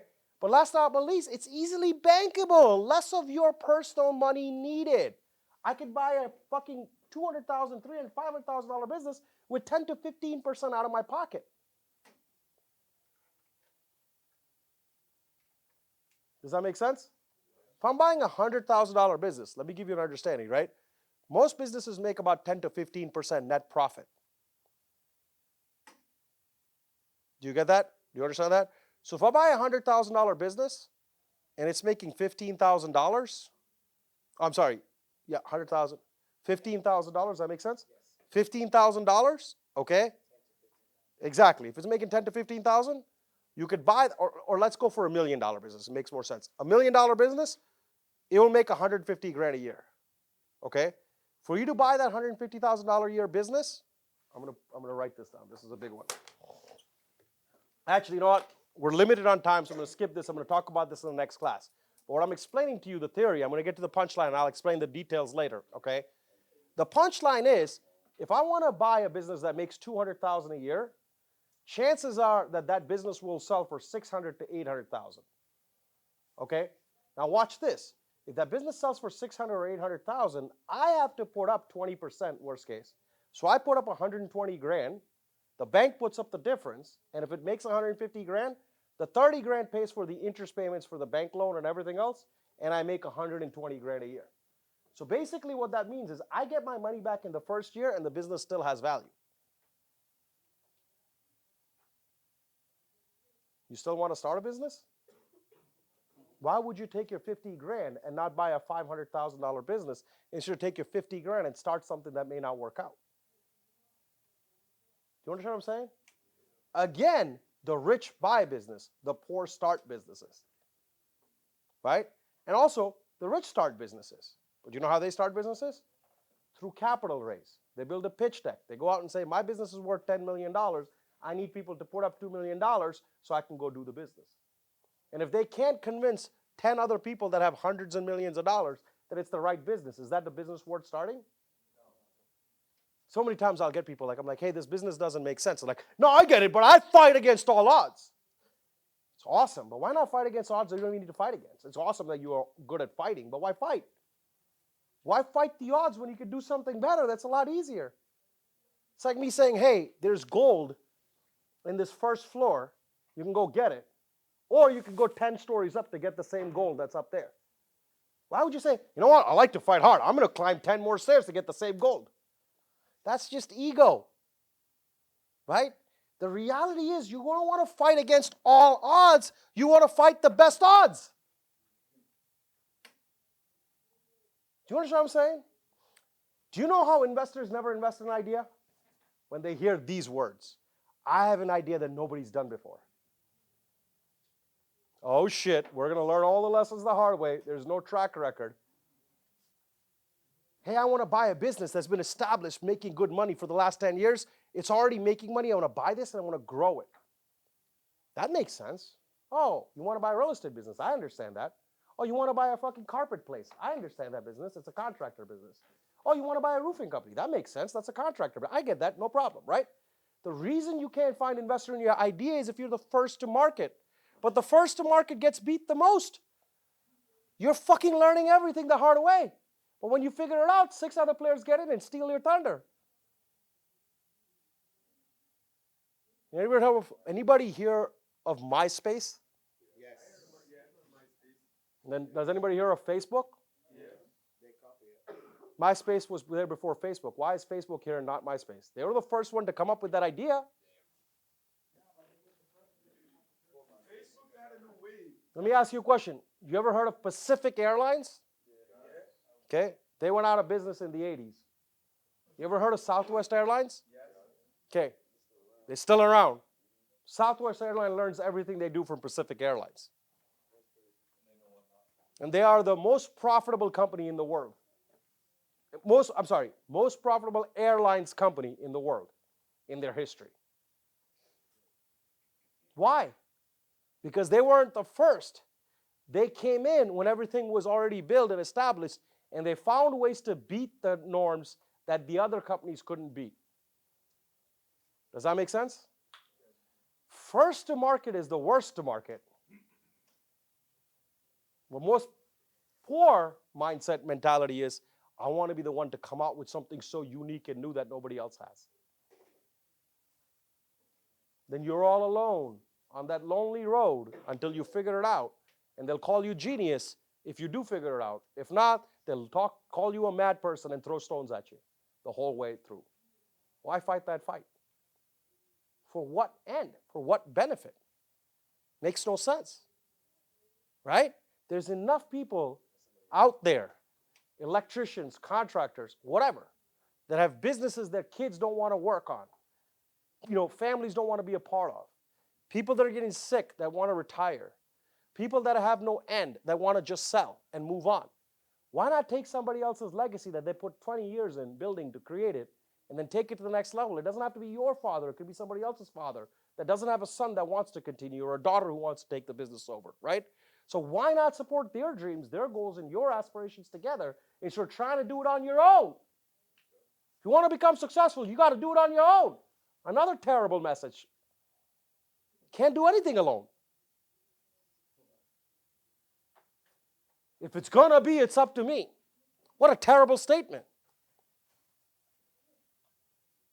In order to be, I need a lot of you. Otherwise, I'll die a slow death. And I can't grow beyond me. Right? These are all mindset things we need to change about what we've been conditioned to think. These are not right way of thinking.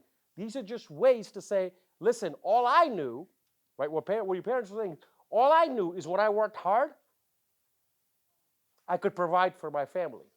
Awesome, that's their dreams, that's their beliefs, that's their aspirations, because they don't know any better, okay? So I don't blame my parents for giving me these statements. I understand that that was out of their heart and their goodwill and their experience, but their experience don't have to be my experience. Their experience has to be my guiding light to learn, and then I have to apply my own experience. Some of the things they said was very valuable, and I still hold till today, and others they said that I look and go, man, that was their experience, right? It's like, when I tell my mom, we're going to be worth $250 million, she's telling me, you should buy multifamily houses. I'm like, Mom, I'll die a slow death fucking working on tenants that want to pay me fucking rent and chasing them for $200, if they're late and charging late payments. It's not my life. Okay, I get it. I sold 7 properties I had because it became a nuisance to me because I want to buy bigger projects. I want to buy businesses, not fucking 2-family apartments. 2-family apartments where Mom would buy it because she made fucking $100,000 and she made $20,000 a year that she had extra to put into other things. That's the 80-20 rule she taught me. Right? So I'm saying their beliefs are built on their beliefs systems. You can't challenge that, but you have to accept things that are valuable and then recreate your own belief systems. Make sense?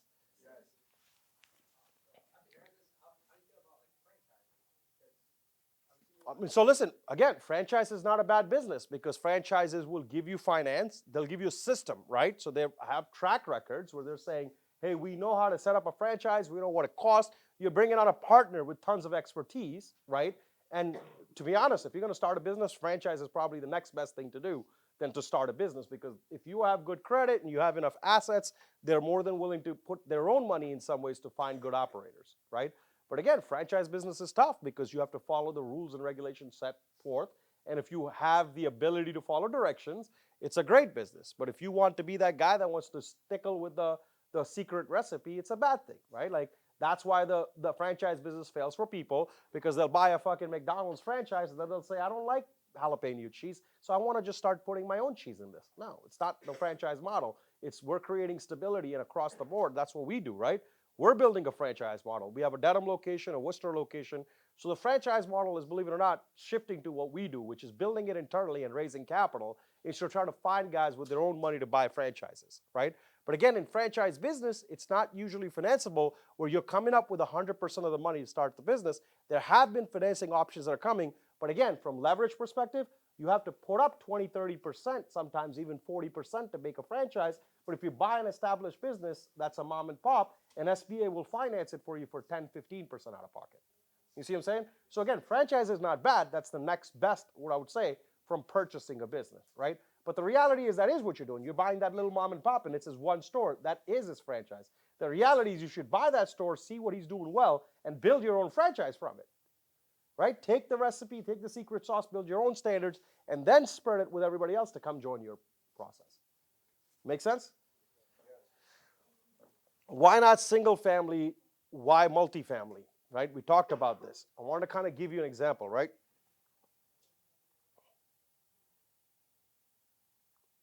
Here's a single family house, $469,000.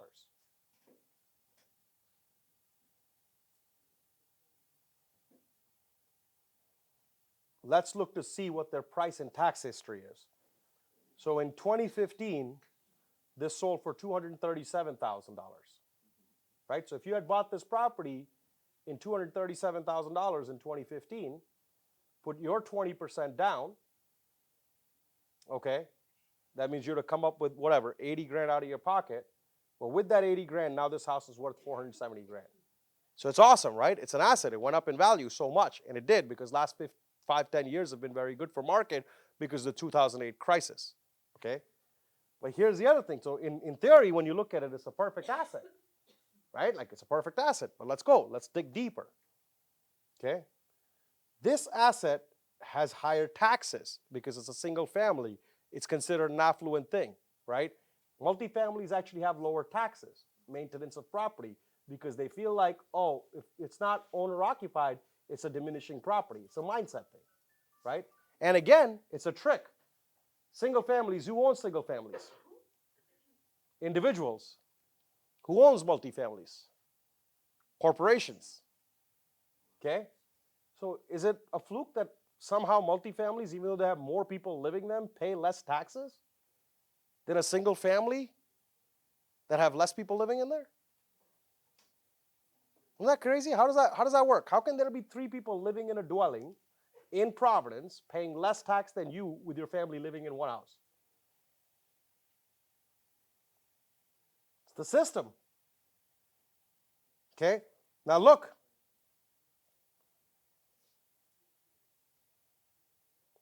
Where did it go?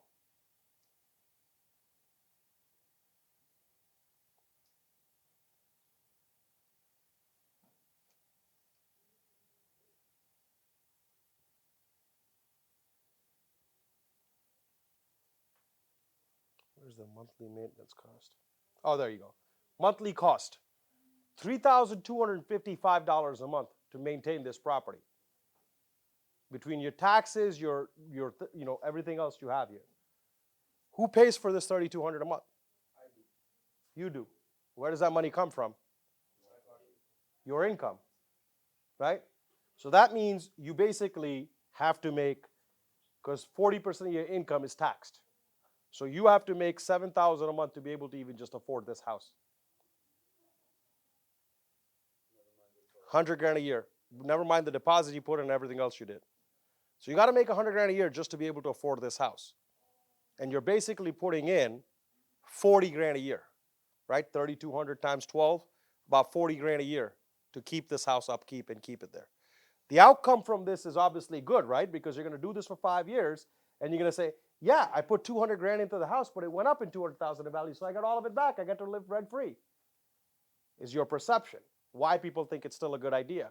Because they'll tell you stories. Honey, when I bought my house 15 years ago, it was $250 and now it's $460. See, you should have bought this house.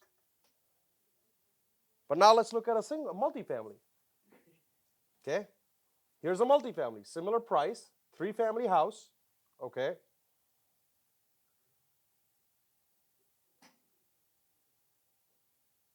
$2,018, worth $129,000, not 15, 18, worth $450 now.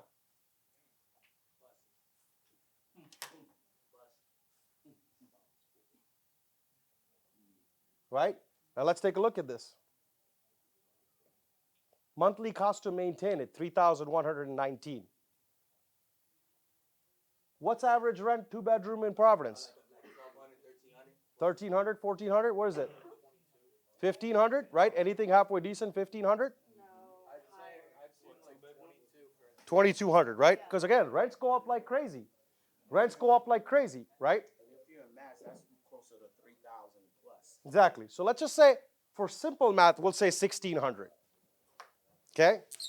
So 1,600 times 3 is what?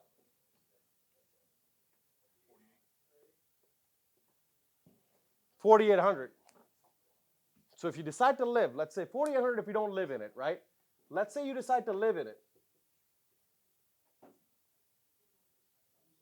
Let's go. My tennis is paid for me. 3,200. So now when you buy this family house, okay, your monthly rent is 3,100. Your income from your tenants is 3,200. You're living there for free. You don't need to have income because now you're living for free. So if you lose your job, you still have a roof over your head, thanks to your tenants. Okay, which is no money out of your pocket. And then when it goes up in 200,000 in value in 5 years, how much of that did you make? All of it, because you never fucking paid anything along the way. You understand what I'm saying? Huh? Exactly my point. But we die a slow death. It's a death with 1,000 cuts. You understand that? That's the difference here. Yes, Hannah. What does this look like on the effect of, like, let's say you did buy this as your first home, you had enough assets to buy a single family home, you wanted to move out, blah, blah, blah, you still have this. When you go to take a second loan, because maybe now you have a car, and you have maybe 2 investment properties, like on your DTI, and like availability to take out a third home loan. It's a 20% down. You don't think it'll have like an effect at all? A bank will always appreciate your net worth increasing. Do you understand what I'm saying? Do you understand? But that's the point. The reality is you can't even buy this home. You can't buy this house. You don't make 100 grand in income. There's no way a bank's going to give you money to even buy it. But today you could go out if you had down payment and buy this, because the bank's going to say, oh, you're going to get $4,500 a month of rent. We don't even need to give shit if you work or not. Let's give you one of these. So they take that all into accountability? Of course, it's income. Just because you're getting a multifamily. Can I say something else? Now let me tell you how we purchase this to protect our personal assets. When I do this on a commercial loan, I could put down 25% with no personal guarantee. On multis, because the property supports itself. So I don't even have to guarantee personally on this property. I could put this in an LLC, protect my asset, not have any personal guarantees, and it's in that one asset. Now, if it goes up in 200,000 in value, I refinance that house, I take 80% of it out in a refinance. Because the next 5 years, the rents go up with it. So now when I pull out 100 grand or 150 grand out of that property, and I raise my rent for my tenants, they're still paying for the same property. Let me stay for free, and I have an extra 100 grand to put down on the next property to buy. Right? And I put that in a different LLC, and I protect that asset in that LLC with no personal guarantee. Now, 10 years goes by, the market fucking flops, 3 out of my 5 houses are worth nothing. Guess what I do? I let them all foreclose without it affecting my credit, and I keep the other 2 that are protected in other assets that are still good to have. Do you understand that? Finance is about how you leverage other people's money to make yourself money. You're leveraging your tenants' rents because they don't have this class that they've fucking been to. Okay? So they're still fucking renting with the hope to buy a single family house one day. You understand that? But if they're paying rents like they're paying rents, they got nothing left to buy. On the other side for you, when you are making that $3,200 a month in rent, in income that you don't have to put down to pay your rent, you also have another $200,000 in cash you've saved up because you lived rent free. So all the rent money you were paying is now going into your pocket and you're cash rich again. And in 5 years with that single family, when you bought and just got your money back, in 5 years you get to keep another 3 family and buy another new one with the money you just saved from the rent you never paid. As far as the LLC, you mentioned of financing. What's your take on going the hard money lender route versus going the traditional banking? Because you did mention that it would not affect your personal credit. Because I know when it's under LLC, you could go hard money, so it doesn't affect your. Well, I mean, look, the only time you go hard money is if A, you don't have assets. Okay, hard money is just I don't have credit or I don't have assets or I don't have track record, so I can't get financing to do it. The only way you go hard money is if you're doing more like flips. You don't do hard money to keep the house. You use hard money to flip a house and sell because you don't want to pay more interest than you have to, right, for the property because every time you're paying more interest, you're taking away from the rents that you're getting. You see what I'm saying? So the reality is hard money is only used for like more like financing projects, right? Like, hey, my buddy does hard money, right? So he'll give you 500 grand to buy a property because he's vetted that all the work that you'll do into it, it'll be worth 900 grand when you sell it. So he knows that, okay, you're going to need 500 grand. He's going to make about 40 grand from the points he's going to charge you and the interest he's going to take. You're going to put another 200 grand into it and you'll walk away with 50 to 80 grand. So it's more like a partnership than anything else when it comes to hard money. But again, you're only doing hard money because you have not learned how to approach banks and you haven't put together a personal financial statement, which is what I'm giving you. So you're scared of what it comes down to it. Do me a favor, somebody pass this over, Sarah. You want to pass this on for me? Or you know what? Here, just take one and pass it down, right? So, take one and pass it on, please. So in finishing, because obviously I know we're going ahead and I want to make sure we kind of tie it all in together, right? So look, the keys to financial success, this is where people go wrong, okay? And we'll talk more about this. We'll start with this next time we come together, okay? Is understanding the power of diversification. One of the other reasons why people fail frequently is because they put all of their assets into one thing.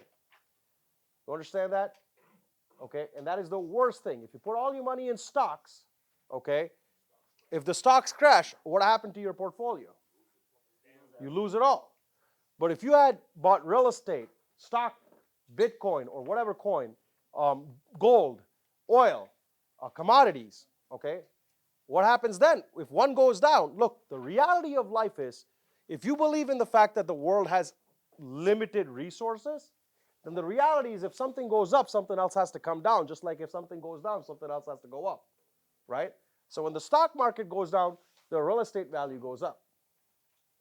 Make sense? Because people are looking for harder assets. When the stock value goes down, price of gold goes up. Make sense? The reality is there's a cause and effect happening consistently when you're making diversification and buying things, right? Same thing with buying stock. People will buy stock based on, my buddy told me he put all of his money in Tesla, so I have all of my money in Tesla. Well, what happens if Elon fucking gets hit by a bus? You're fucked, right? But what if you bought the top 25 most profitable companies on the stock market?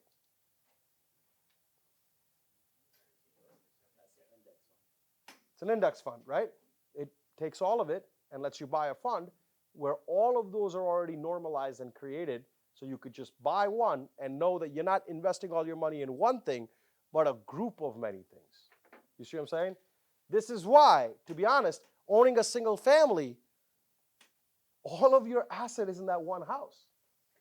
You're better off getting 10 group of people here and own 10% of each one of your single families than owning one single family by yourself. Because if that one single family gets fucked, your entire life is gone. But if you grouped it with 10 people and one gets screwed over, at least 90% of your net worth is still safe. Does that make any sense? Yes. Right? The second, understand the time value proposition. And I'll break that down, right? Like these are all the numbers you need to do the next time we sit down, which is what happens to the asset you have over time. That's the time value proposition I did with you, right? How much will you have to put into this asset for the next 5 years? What will this asset be worth at the end of the 5 years? Okay? How much of your total money has gone in and what are you getting out of it, right? If you buy a $500,000 house and you put 20% down, which is, what is that, 100,000? Okay? If it's a single family, not only do you have to put that 100,000 down, on top of that, you have to put 200,000 of your own money to maintain it over the next 5 years.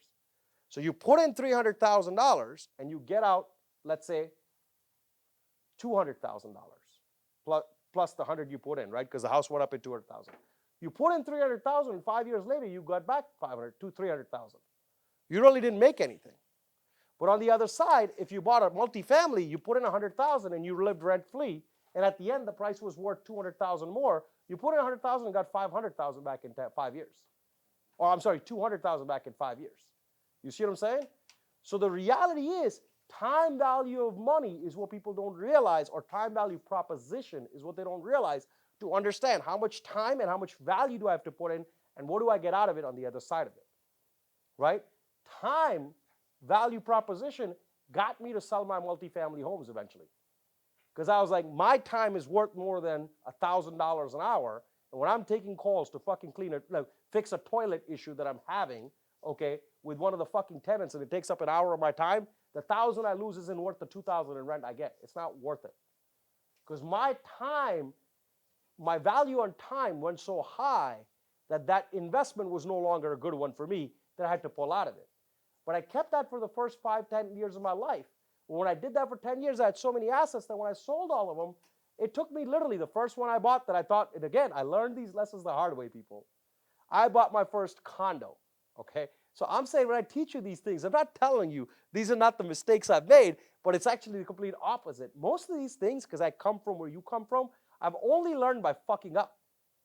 You understand that? Like most of my mistakes come from me learning by making mistakes myself, okay? So I'm here to try to give you this because I don't want you to take that same path without unconsciously realizing that it's a bad one for you, right? I didn't know it was a bad one. I was so happy when I was signing for every one of these fucking single families I ever bought in my life. Now I look back and go, man, how many more multis could I have bought for every time my ego got the best of me and I made more income and I just bought more assets that cost me more money, right? So it's from making mistakes to say, okay, I can't go back and take that back, but I can give it to the next generation, right? That's the reality between it. Again, understand the risk versus reward. People don't realize that. Okay, they keep looking at risk as I can fight all odds.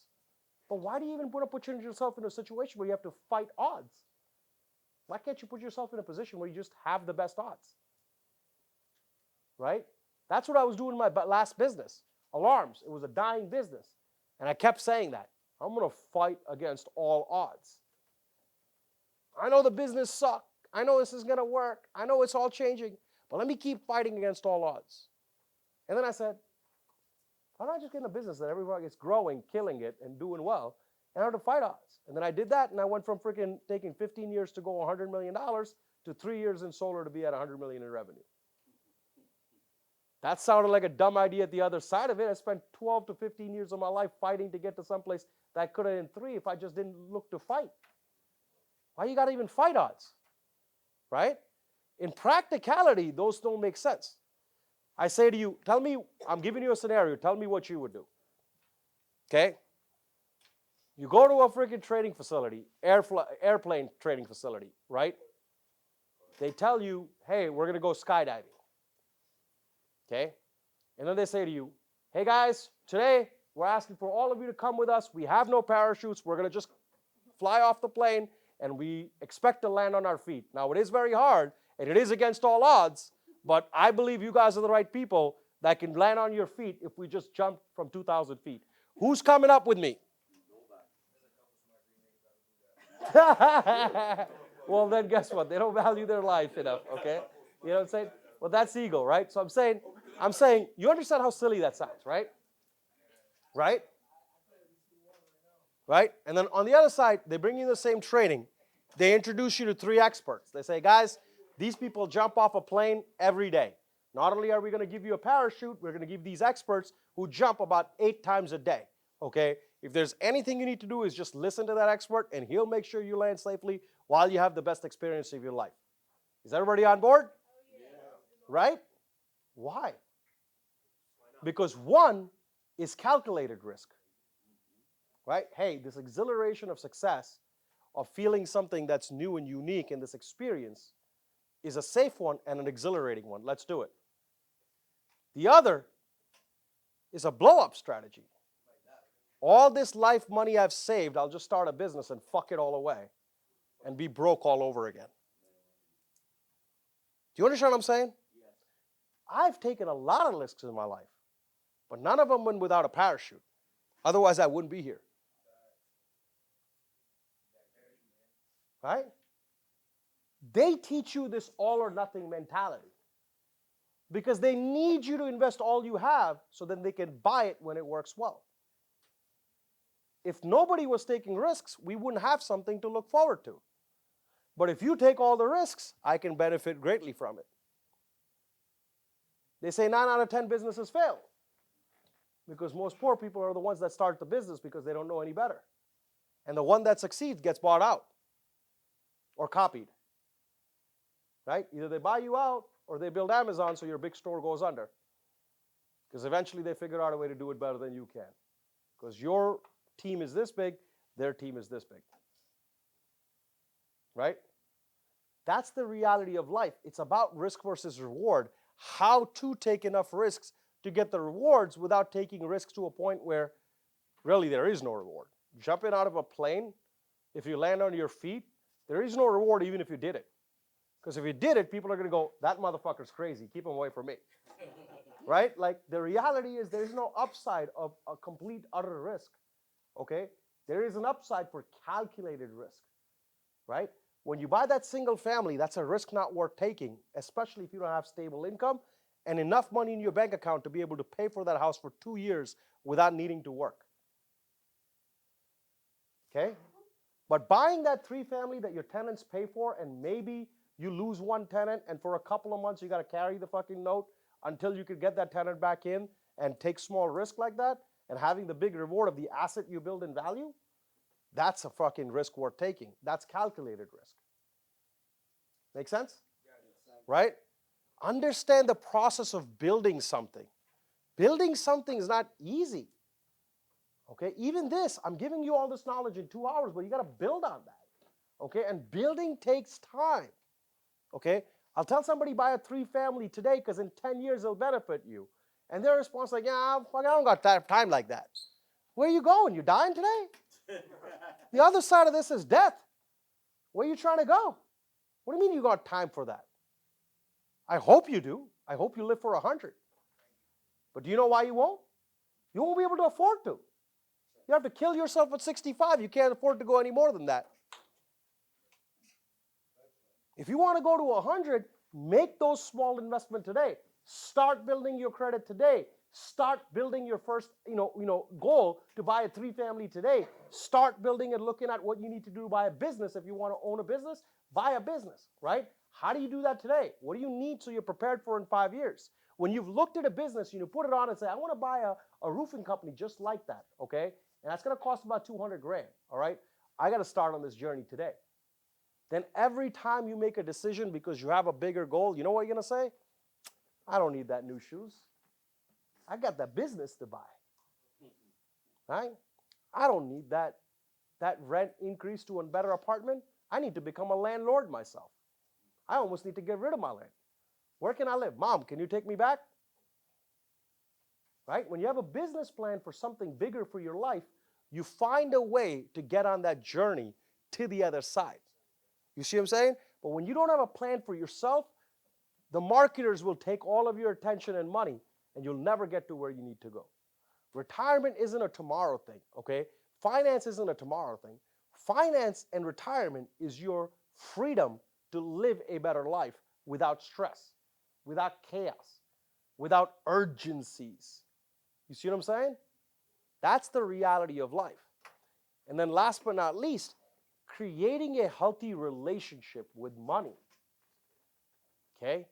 If you look at money as a source to fulfill your desires, okay, you will never have enough money because your desires are ever growing.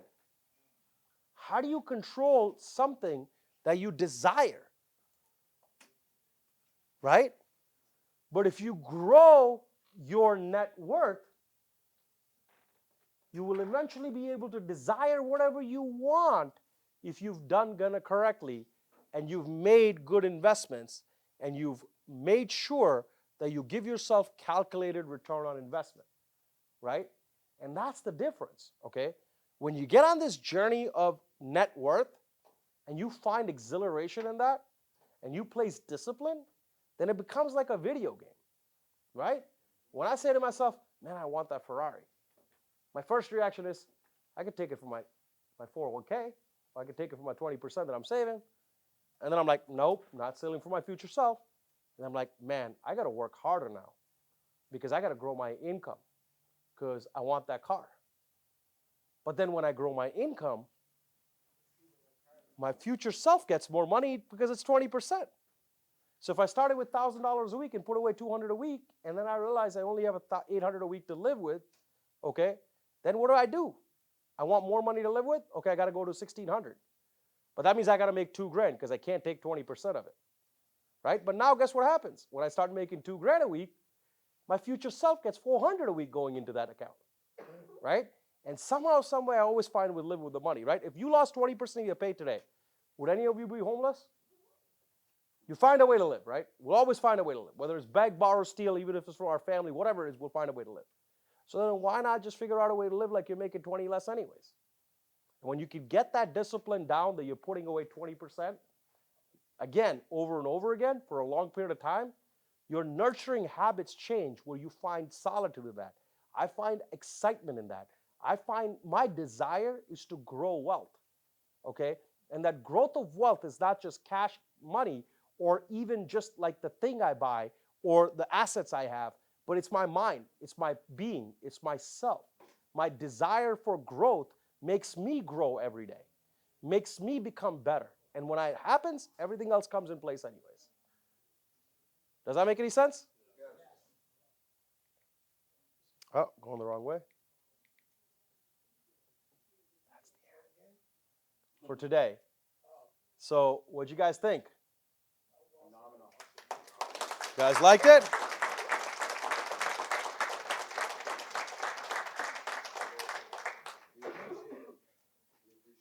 Good. Give me some feedback, right? What could I have done differently, better? Anything else we could do to add? Nah, there's no ad. It's just a whole more, just like work to More of it.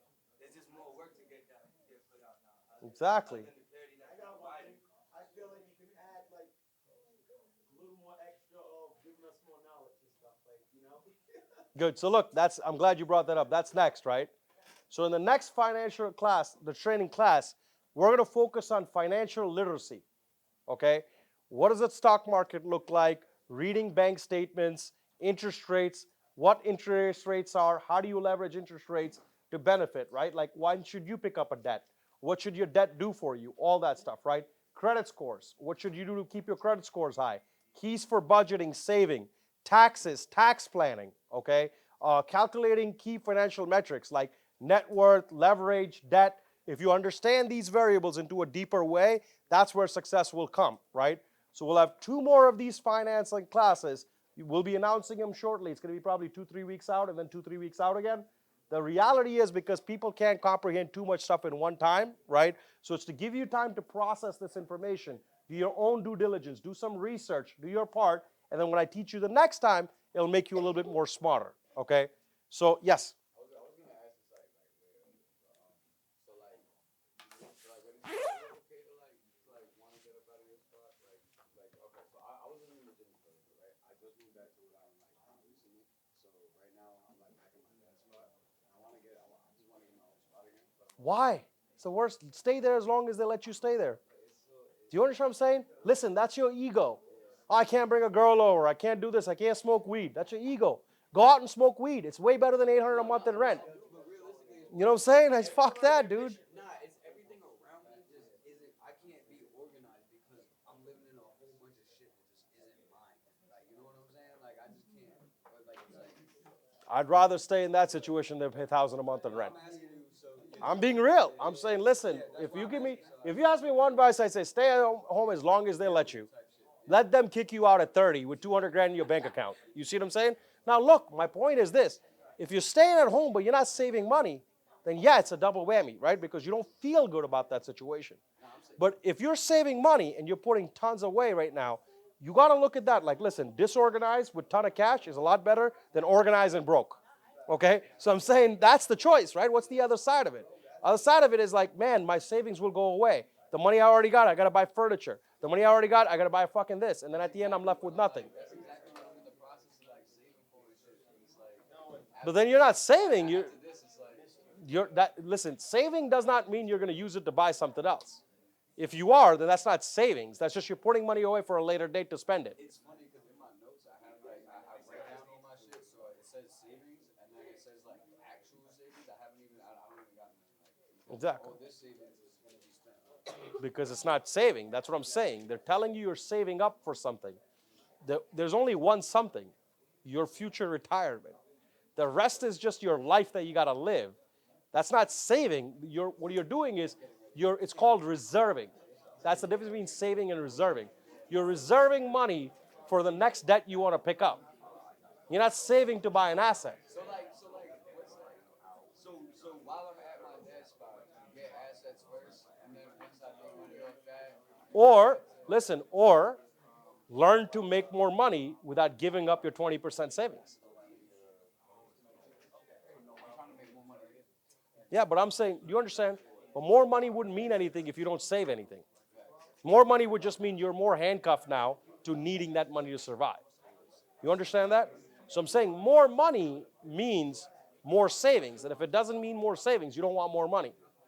That will actually fuck you over. Because if you learn to make $2,000 and you make a lifestyle that requires you to spend $2,000, if you ever not make $2,000, you're going backwards. Do that. I wouldn't do that. I wouldn't say, okay, I'm making $2 a week. I can spend 1,500. You know what I'm saying? I would never do that. I would never do that. I promise you will.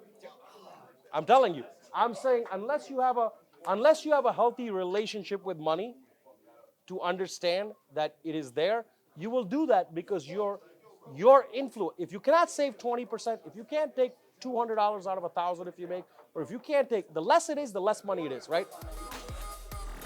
What do you make it around?